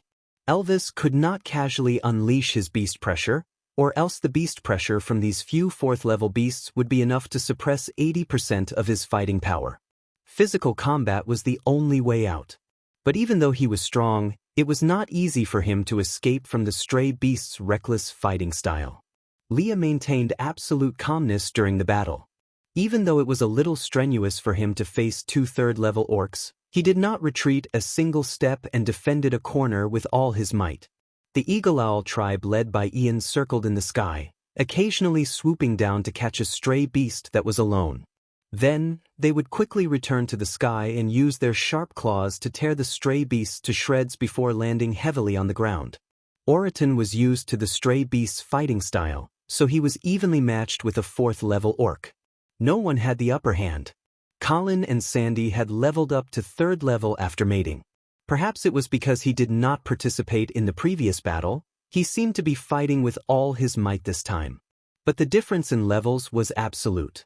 Against a 4th-level stray beast, Colin's body was quickly covered in wounds of varying degrees. The rest also fought fiercely with their families as a unit. The scene was bloody and violent, with broken limbs flying in front of Gu Mengmeng's eyes. She thought she would be afraid, but the heat in her heart was not fear, but excitement. She wanted to participate in the battle, and even tear the enemies apart with her own hands. Gu Mingming was very clear that this excitement did not belong to her, but to Snake's boiling blood that had settled in her body. Sandy's face was pale with fright, and she clutched tightly onto the corner of Gu Mingming's clothes, unwilling to let go. Gu Mingming pursed her lips and stuffed the bun that was guarding her in place of Elvis into Sandy's arms, saying, "Help me look after these four." Lowering her head, Gu Mingming was stunned for a moment. Then an explosion sounded in her head, as if a bolt of lightning had struck her brain. "Where's Kanwu?" Gu Mingming asked angrily. Huda carried Qixin in his arms, shielding Jiaoyu behind him. He was clearly very afraid, but he still had to pretend to be calm and protect his brother. Hearing Gu Mingming's question, he then realized that Kanwu had disappeared. He looked around frantically, but there was killing and blood everywhere. Huda's tiny body kept trembling, as if his throat was locked. He could not say a single word. Gu Mingming frowned and squatted down to look straight at Huda. She held onto his little shoulders and said, "Huda, Mummy is going to look for Kanwu now. You are the eldest, you have to take good care of your younger brothers. Before Mom comes back, find a place to hide and protect yourself and Aunt Sandy, okay?" Huda trembled and nodded, clearly afraid but still determined. He was the eldest brother, and he could not be weak at this time. Gu Mingming looked up at Sandy and said, "Help me take care of the child, I will be back soon." Sandy nodded with much difficulty, tears welling up in her eyes. She was clearly so scared that she wanted to cry, but she still let go of Gu Mingming's hand. Biting her lips, she reminded, "You have to be careful." Gu Mingming did not hear Sandy's reminder. Because after leaving that sentence, Gu Mingming had already turned and dashed into the battlefield filled with killing. She did not have sharp fangs or claws, but she opened up a bloody path. As she walked past, she accurately slapped all the stray beasts to the ground.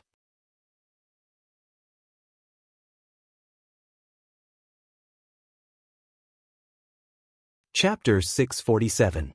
Gu Mingming's eyes kept searching for Kanwu's figure amidst the chaotic killing. A wild jackal with bloodshot eyes leaped up after biting off an orc's throat, pouncing towards Gu Mingming. Gu Mingming's eyes did not see the incoming danger.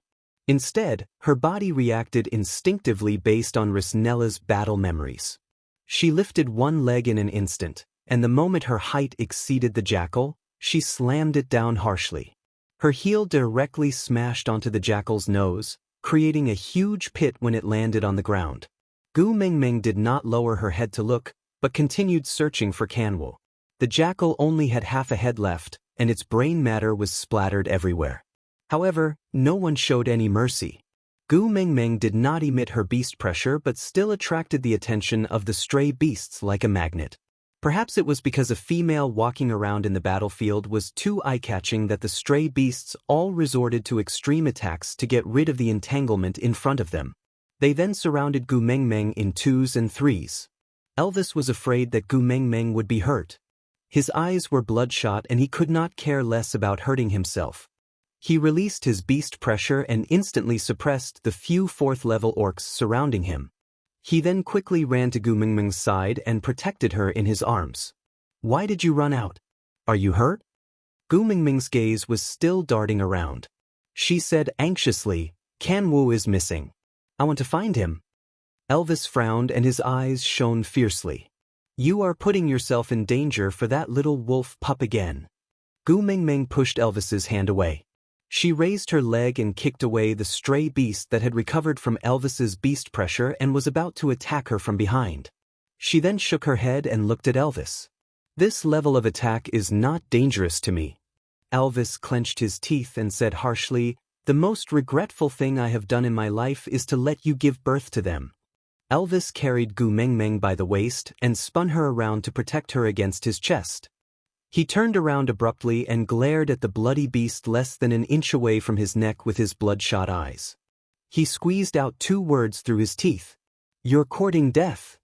The thick tail was like a steel whip as it viciously lashed at the waist of the ambusher.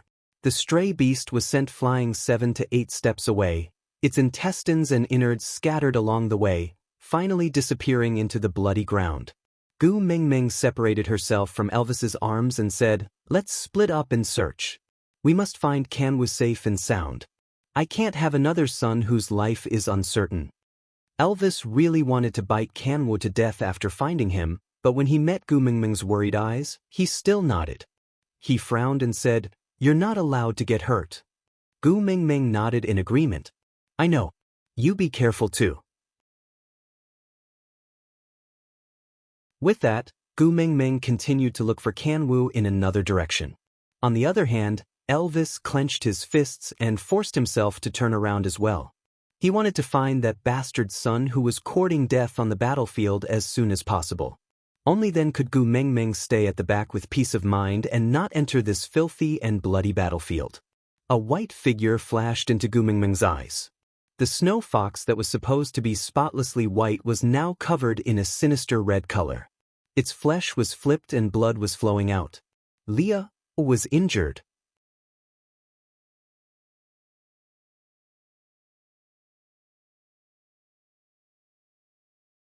Chapter 648. If this bite landed, even if Leah did not die, he would be severely injured.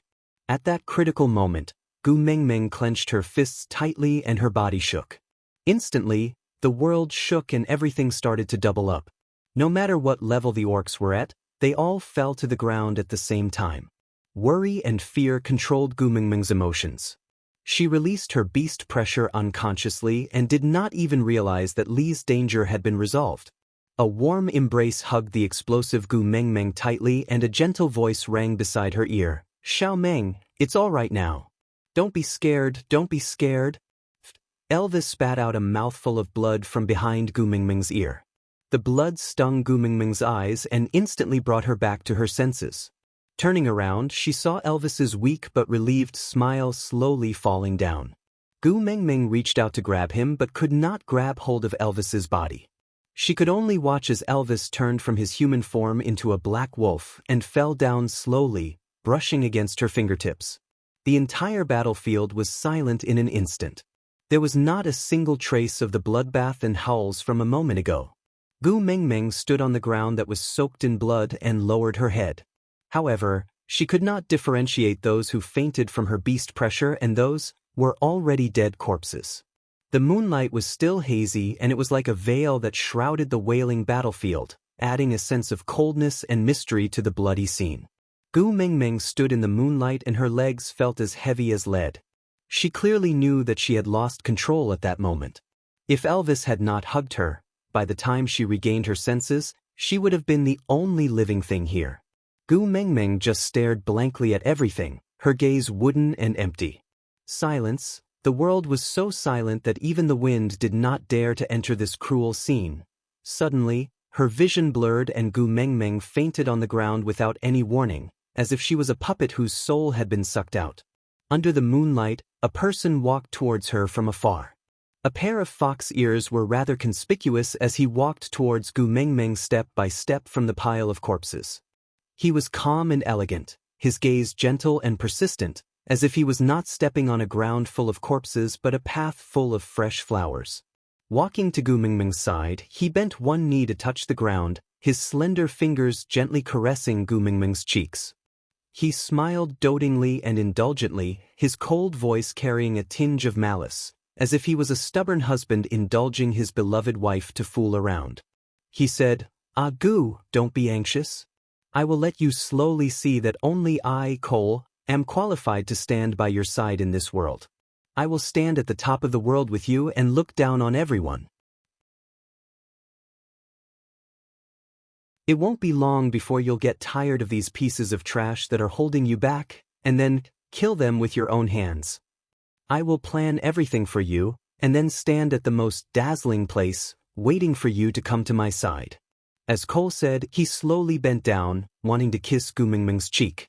However, when he was only an arm's length away, he felt an intense pain on his face. Cole paused for a moment and stepped back. When he touched his face again, it had already started to rot. Cole clutched his wound and stared fiercely at the snake-shaped mark on the back of Gu Mingming's neck. His eyes were filled with venom as he said coldly, "Snake, you're still hindering me even after you're dead. One day, Ah Gu will cut off your mark for me and let you completely become a dead snake." Dead snake? Aside from the topic, today's update has ended.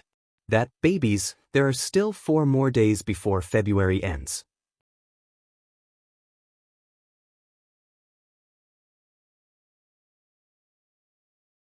Chapter 649.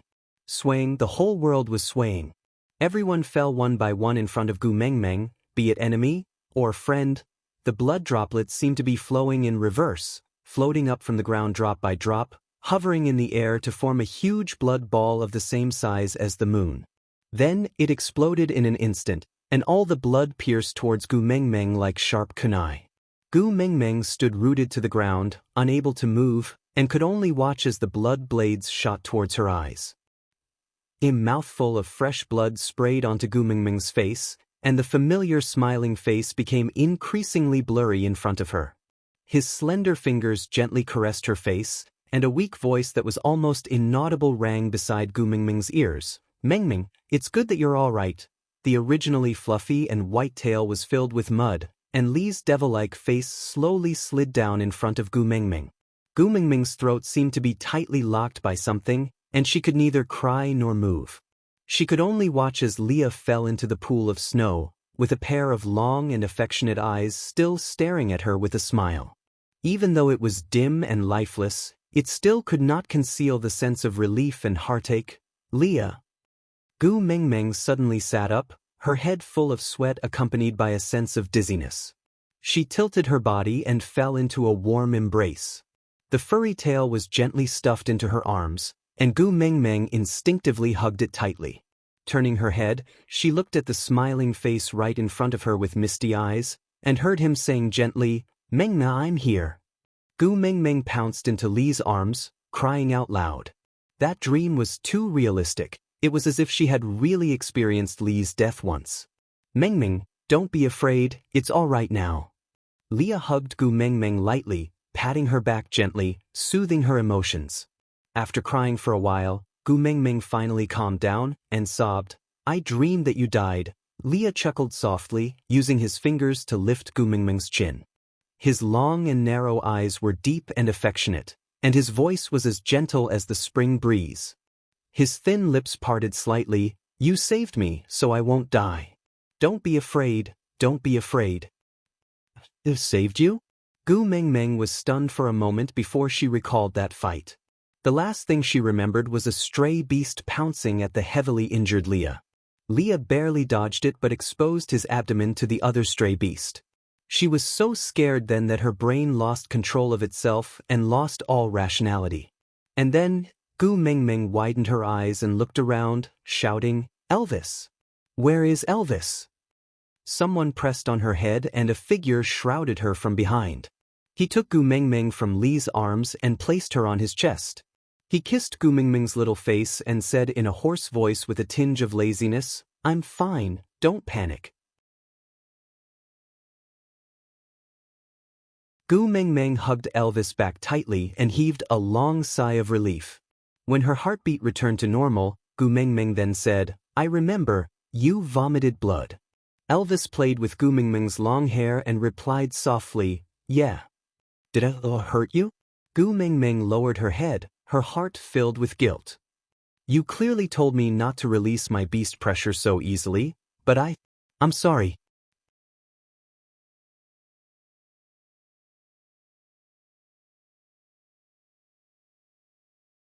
Chapter 650.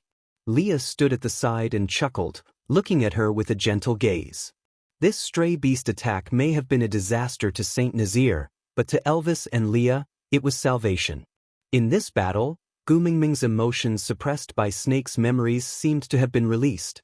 She gradually revealed her original self, be it anger, worry, or shyness. They knew that their Gu Mengmeng was slowly returning to her. This was a good thing, although the price was a little heavy. Elvis kissed Gu Mengmeng until her entire body went limp, before releasing her reluctantly. Gently wiping away the saliva at the side of her lips, he smiled as if he had not had enough. Gu Mengmeng straightened her body, lowered her head and asked softly, "Canwo?" Elvis's smile instantly turned cold. His gaze drifted to a place not far away, his voice carrying a strange calmness as he said, "I found him, he's fine." Gu Mengmeng heaved a sigh of relief, finally calming down completely. Raising her head, Gu Mengmeng looked around, realizing that she was no longer at the place where she was ambushed by the stray beasts that night. That's right, blood flowed like a river there. The first thing Elvis and the rest did when they woke up was naturally to leave as soon as possible, in case the stray beasts had any more tricks up their sleeves. Gu Mengmeng wanted to stand up to check on the children, but after supporting herself, she realized that her entire body was so weak that it was almost impossible for her to stand up. Leah carried Gu Mengmeng up and said, "Snake's power far exceeds the limits of what your body can handle. Forcefully unleashing his power has damaged your meridians. If not for the Beast King's regenerative abilities, you would have already been smashed into a pool of blood by the beast pressure you released." Gu Mengmeng did not struggle, she just secretly turned back to look at Elvis. Something was wrong. In the past, as long as Elvis was around, he would never let anyone carry her, but today he had handed himself over to Leah. And when he stood up, he actually held onto a tree. Although it did not look like much effort, but when had Elvis ever held onto anything to stand up? Something was wrong, something was definitely wrong. If even with the Beast King's powers protecting her, she almost turned into a pool of blood, then how badly injured was Elvis, who forced himself to approach her while she was in a daze? "Hubby." Gu Mengmeng bit her lower lip but could not say a word. Elvis looked up, his blue eyes were filled with indulgence and love as tranquil as the night sky. He stretched his hand out to caress Gu Mengmeng's little face, asking, "Do you want me to hug you?" As Elvis spoke, he reached out his hand to receive Gu Mengmeng. Gu Mengmeng clearly felt Li's hesitation. It had nothing to do with jealousy, he was worried about Elvis's health. Gu Mengmeng shook her head. She stretched out one hand with her palm facing up. "I want to hold hands." "All right." Elvis's large hand held Gu Mengmeng's little hand gently. He turned it around and placed the back of her hand by his lips, kissing it. Then, as if he was looking at the most precious treasure in the world, he held her little hand tightly in his palm. Leah and Elvis brought Gu Mengmeng to a big tree not far away. Hada was carrying Qixien in his arms, sitting under the tree in a daze. Jiaoyu saw Gu Mengmeng from afar and rushed over. As for Kanwu, he was tied up with tree vines and hung upside down on a tree.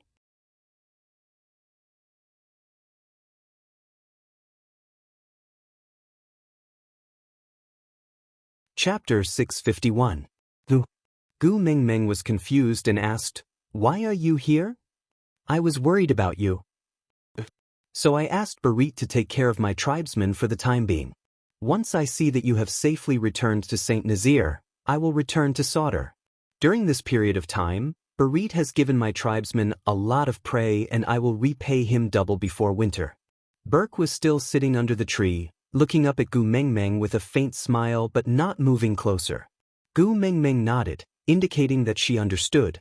Then she looked at Elvis and then at Leah, asking, "Who hung Kanwu on the tree?" Elvis said with a hoarse voice. Gu Mengmeng frowned and turned back to meet Elvis's blue eyes. He was injured because of her, so she could not bring herself to criticize him. Gu Mengmeng pursed her lips and swallowed most of her words back into her stomach. She just said, "The child is still young. If he has done anything wrong, we can slowly teach him. Let him down first." Elvis took 2 steps forward and stopped in front of Kanwu. He turned around and leaned against the tree trunk.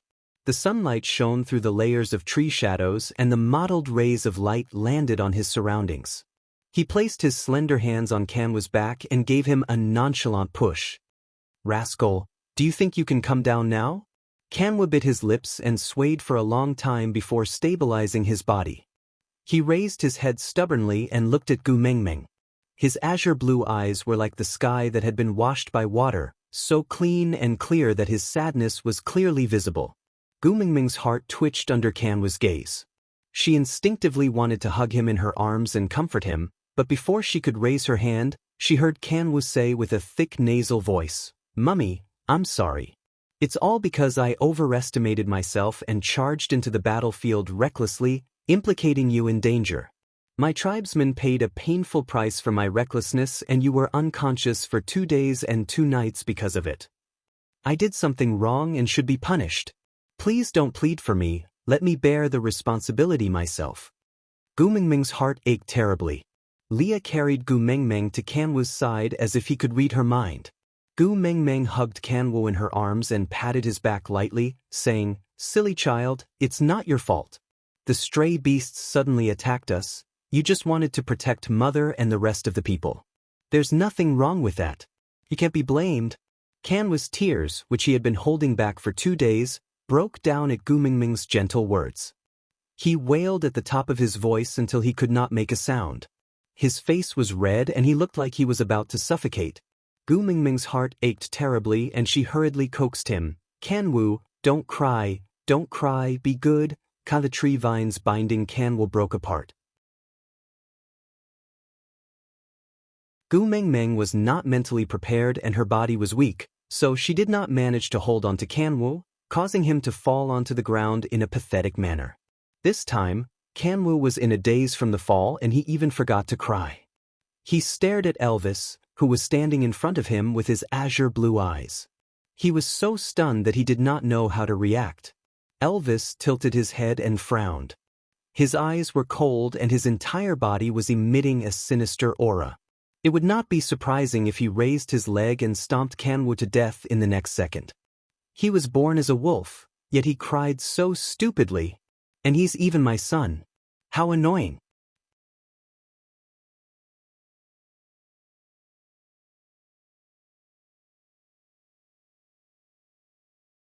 Chapter 652.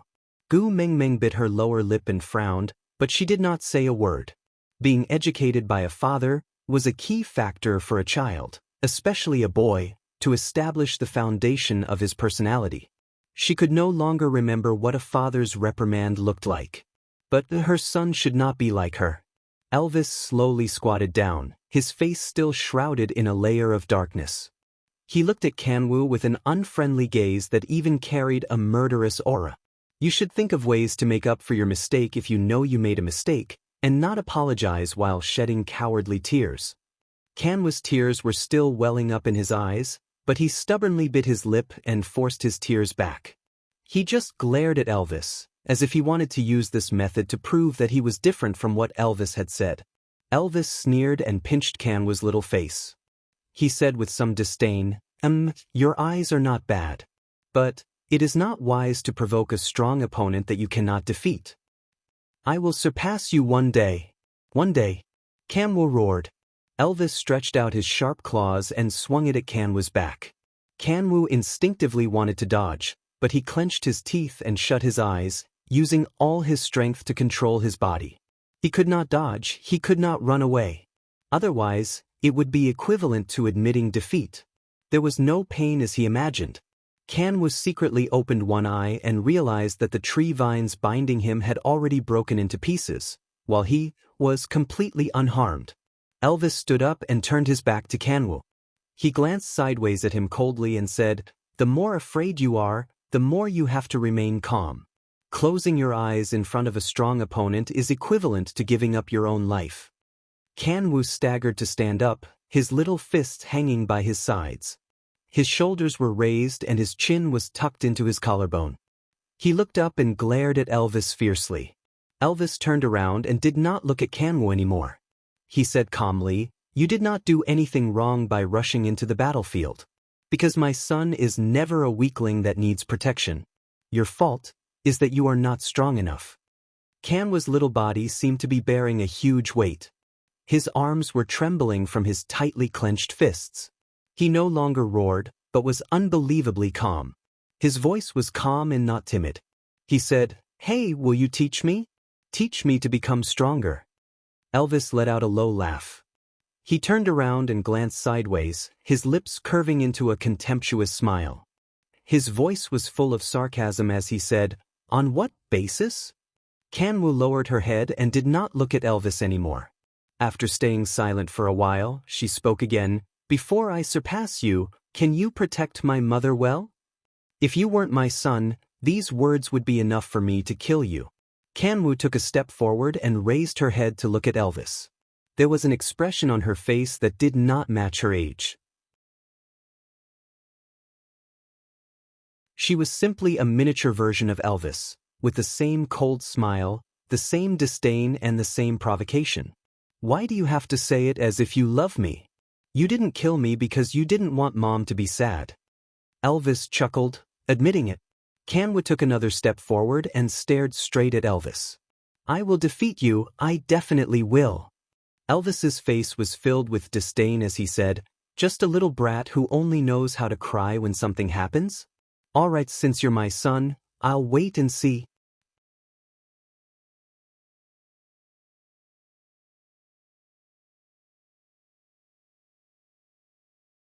Chapter 653. Gu Mengmeng really wanted to stay and comfort her son, but Elvis had just educated Kanwu. If she were to comfort him now, it would be very disadvantageous in terms of education. The child would think that he had his mother's support, and would then doubt and challenge his father's authority. Especially in the beast world where female supremacy was so extreme that it was a little perverted, her skills could possibly make Kanwa look down on everyone else. Although she could not completely agree with Elvis's hegemonic education, it was undeniable that in the beast world, where there was no law, power meant everything. Either win or surrender, there was no third way. Peace? After experiencing so much, if she still hoped for everyone to reach a consensus after a battle of words on the negotiation table, then she was not simple, she was stupid. Leah carried Gu Mengmeng in his arms, but was not in a hurry to leave. Instead, he looked at Burke who was sitting quietly by the tree root, his eyes almost glued to Gu Mengmeng. He said, since you saved my little cub, in return, you don't have to return the prey that Barit took care of your tribesmen. But, the way you look at my Gu Mengmeng makes me very unhappy. If you still want your eyes, you better not let me see Gu Mengmeng's shadow in those eyes. Burke was still sitting there without moving. He shifted his gaze to meet Lee's, but did not avoid him. After adjusting his breathing, he said slowly, me saving Kanwu and asking Barit to take care of my tribesmen is my own business, you don't have to thank me. Leah laughed coldly and said, you misunderstood, this is not gratitude, it's a reward.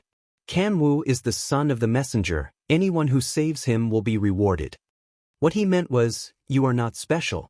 You saved the son of the messenger of the beast deity, Saint Nazir tribe will reward you as per usual. This was public versus private. Don't expect to use this matter to have any personal interactions with Gu Mengmeng.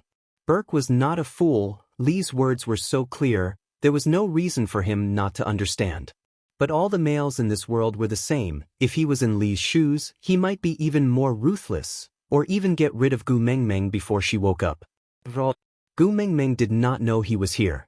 Burke's gaze slowly returned to Gu Mengmeng's face, waiting for her to say something. Gu Mengmeng's attitude, she turned her head around and rested her head on Lee's shoulder. She leaned her head against Lee's neck and closed her eyes, ignoring him. Leah chuckled and returned his gaze to Burke with a tinge of disdain. Tell that person that it's not wise to use a counterfeit to fight another counterfeit. With that, he turned around and left. Elvis did not express his stance at all. He just walked back with Leah the moment he turned around. Hada and his brothers looked at each other, before finally carrying Qixien and following Gu Mengmeng from afar.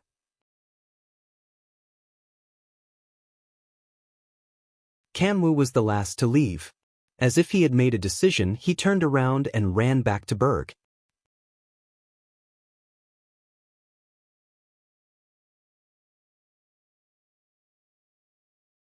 Chapter 654.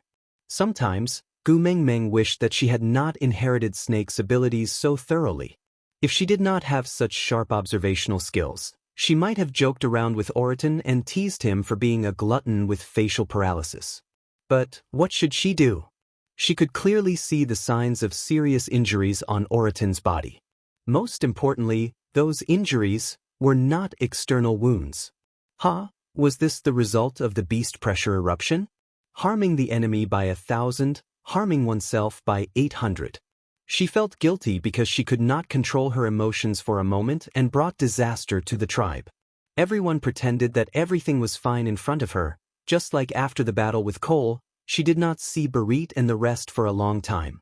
Afterward, they appeared as if nothing had happened, but the faintly discernible sense of weakness could not be hidden. This time, was it the same? Afraid that it would affect her mood, they all pretended to be fine in front of her? Then, should she cooperate and play dumb so that she would not let their arrangements down? Gu Mingming's lips curled up and her eyes curved into crescents. She said, "All right, I have not eaten hot pot for a long time." Leah placed Gu Mingming in a huge tree hole. This tree hole was not formed naturally and was obviously dug out later. The thick scent of fresh trees had yet to dissipate. Dried grass was laid at the bottom of the tree hole, and Gu Mingming only felt that it was soft as she sat on it. Her body leaned to the side lightly. The surroundings of the tree hole were wrapped tightly and softly by beast skin. Sniffing carefully, there was Lee's scent on it. It should have been dug out before she woke up. Elvis sat beside Gu Mingming's legs with his back against the tree trunk. He placed one hand gently on Gu Mingming's knee and closed his eyes to enjoy the sunlight and her fragrance. Gu Mingming reached out and caressed the side of Elvis's face, her gaze filled with heartache. Feeling that Gu Mingming was looking at him, Elvis slowly opened his eyes. A pair of blue eyes met Gu Mingming's clear eyes accurately. The corners of his lips curled up and his voice had a tinge of demonic charm and dispiritedness. It was slightly hoarse but full of knowledge. He said, "Looking at me like this, do you want it?" Gu Mingming was stunned for a moment, unable to react. Elvis supported himself with one hand on the ground and the other on the side of Gu Mingming's ear. His entire body leaned forward and he half knelt with his slender legs, using his knee to press against the edge of the tree hole between Gu Mingming's legs. A simple action had forced Gu Mingming's body to an angle where she could not retreat. The last time was in the Snake King Valley.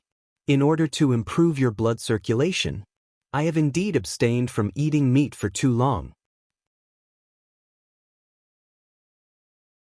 As Elvis said, he bent down and kissed Gu Mingming's neck, leaving a fiery red kiss mark on her snow-white neck, alluring and eye-catching.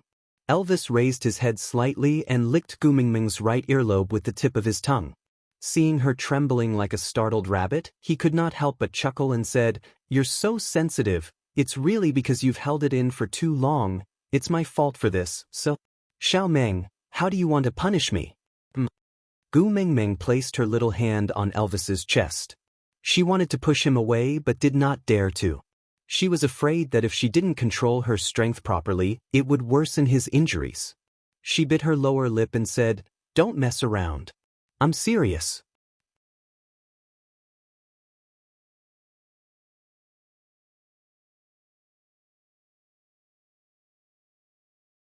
Chapter 655. Gu Mingming lowered her head, her face flushed red as she mumbled softly, "There's poison on my body, it's fatal, I know." As Elvis spoke, he kissed his way down her neck, the tip of his tongue gently brushing past Gu Mingming's collarbone. With a hoarse voice, he said, "But I'm willing." Gu Mingming placed her hands on Elvis's shoulders, her body trembling uncontrollably. Biting her lower lip, Gu Mingming's eyes were misty as she said, "But I'm not willing." Elvis paused and straightened his back. He hooked Gu Mingming's chin with one hand and stared at her tearful little face. "Are you despising me?" Gu Mingming shook her head, not daring to look at Elvis's eyes. She said softly, "I know you're injured and it's hard for you to stand and walk, right? But if you don't want to tell me, I won't ask. So, don't use this method to cover up, it makes my heart ache." Elvis's heart ached at Gu Mingming's words. The current her wasn't someone he could hide from just by pretending to be fine, right? He clearly knew everything, but he had to keep it all in his heart, forcing a smile and playing along with them. In exchange for their peace of mind, Elvis hugged Gu Mingming in his arms, whispering into her ear, "I really hate that snake. He made you so sharp, but didn't give you the corresponding intelligence." Gu Mingming was taken aback. She blinked her eyes, the worries in her heart dissipated by the second half of Elvis's sentence. Elvis let out a deep breath, then held onto Gu Mingming's shoulders.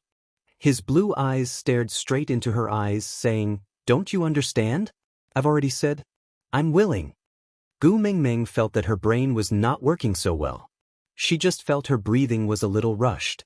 She stared straight into Elvis's eyes, as if her soul was being sucked into his eyes. Elvis smiled gently and dotingly, rubbing Gu Mingming's little head, saying, "Dying from your domestic violence, might be the happiest way to die in this world. If it's you, you're willing to do anything. Death is fine too. Gu Mingming's heart felt like it was being gripped tightly. He did not roar like Ma Jingtao. Every word he said was calm and gentle, but it was like a gentle hand holding onto Gu Mingming's heart steadily. Gently retracting his fingers, her heart was so sensitive that it felt like it was about to explode.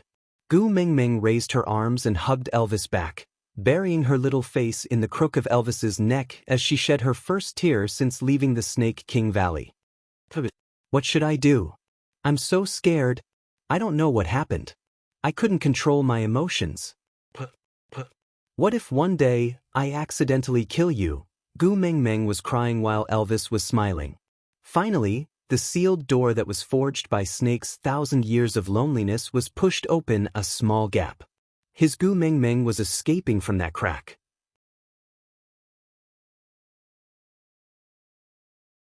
As long as he could grab her hand, it didn't matter whether he pulled her out or accompanied her in.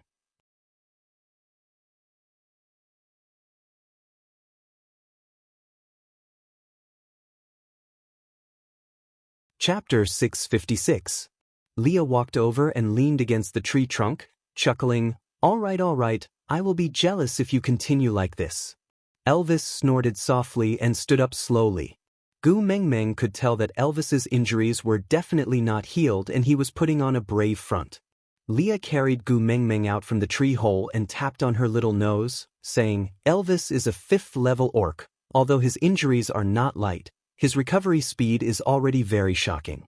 Moreover, don't you still have me around? I will not give him a chance to die in front of me and then watch you cry your heart out for him. Gu Mingming knew that Leah was purposely using such a sour tone to comfort her so that she could quickly recover from her sadness. Wiping her tears, Gu Mingming wrapped her arms around Lee's neck and asked, What about you? Were your injuries very serious? Leah chuckled with an awkward expression, replying, I am not Elvis, forcefully enduring his beast pressure and refusing to give in, forcing himself to hug you when you were releasing your beast pressure. Gu Mingming remembered that if Elvis had not hugged her at that time, she did not know how long she would have lost control of her emotions. Elvis took 2 steps forward, holding Gu Mingming's little hand and kissed it, saying, Once you released your beast pressure, he immediately reverted to his original form and fainted. Leah snorted through his nose and turned his face to the side, revealing his embarrassment. Sitting around the fire pit, Leah placed Gu Mingming down properly before starting to add meat into the pot. The soup that had already been prepared was giving off a thick bone aroma, stimulating one's appetite. Oriton used 2 peeled tree branches to make chopsticks, picking up the meat while telling Gu Mingming, Yeah, what Elvis said is true. I fainted about a breath later than Leah and also reverted to my original form and lost consciousness. Gu Mingming face-bombed, feeling a little speechless. Oriton's poker face and reporting while eating the meat gave off an inexplicable sense of hilarity. Leah rolled his eyes at Oriton, clenched his teeth and quickly snatched a large piece of meat that Oriton had boiled, placing it into a small wooden bowl, blowing on it to warm it before sending it to Gu Mingming's mouth, saying while feeding her, Say it, you can mock me however you like, don't stand on ceremony. Anyway, I rely on my face to make a living, not my abilities. Right? Meng. Gu Mingming chuckled as a memory belonging to Snake flashed across her mind. That time, Snake also emitted his beast pressure to bully Elvis and Leah. Afterward, this fellow wagged his tail and snuggled into her arms to act cute. At that time, Snake even suspected that he was a snake and roared in his heart, You're weak and you're still in the right? Although Leah said that he did not mind, he snatched the meat that Oriton had cooked piece by piece. He did not eat it himself and fed it all into Gu Mingming's mouth. This caused Oriton to be unable to vent his anger. After all, he was a male and could not possibly get angry just because a female ate a little of his meat, right? But Lee's despicable look was really infuriating. Oriton lifted his head and stared at Leah. His brows were slightly furrowed. For someone with facial paralysis like him, this was already a very serious expression. You're tuning in to the Passion Pages YouTube channel. We're so grateful for your support, and don't forget to subscribe to join us on this incredible journey through captivating stories. Your generosity through donations truly makes a world of difference, as it's the primary source of revenue that allows me to expand and enhance this channel for you. Thank you from the bottom of my heart for being a part of this adventure.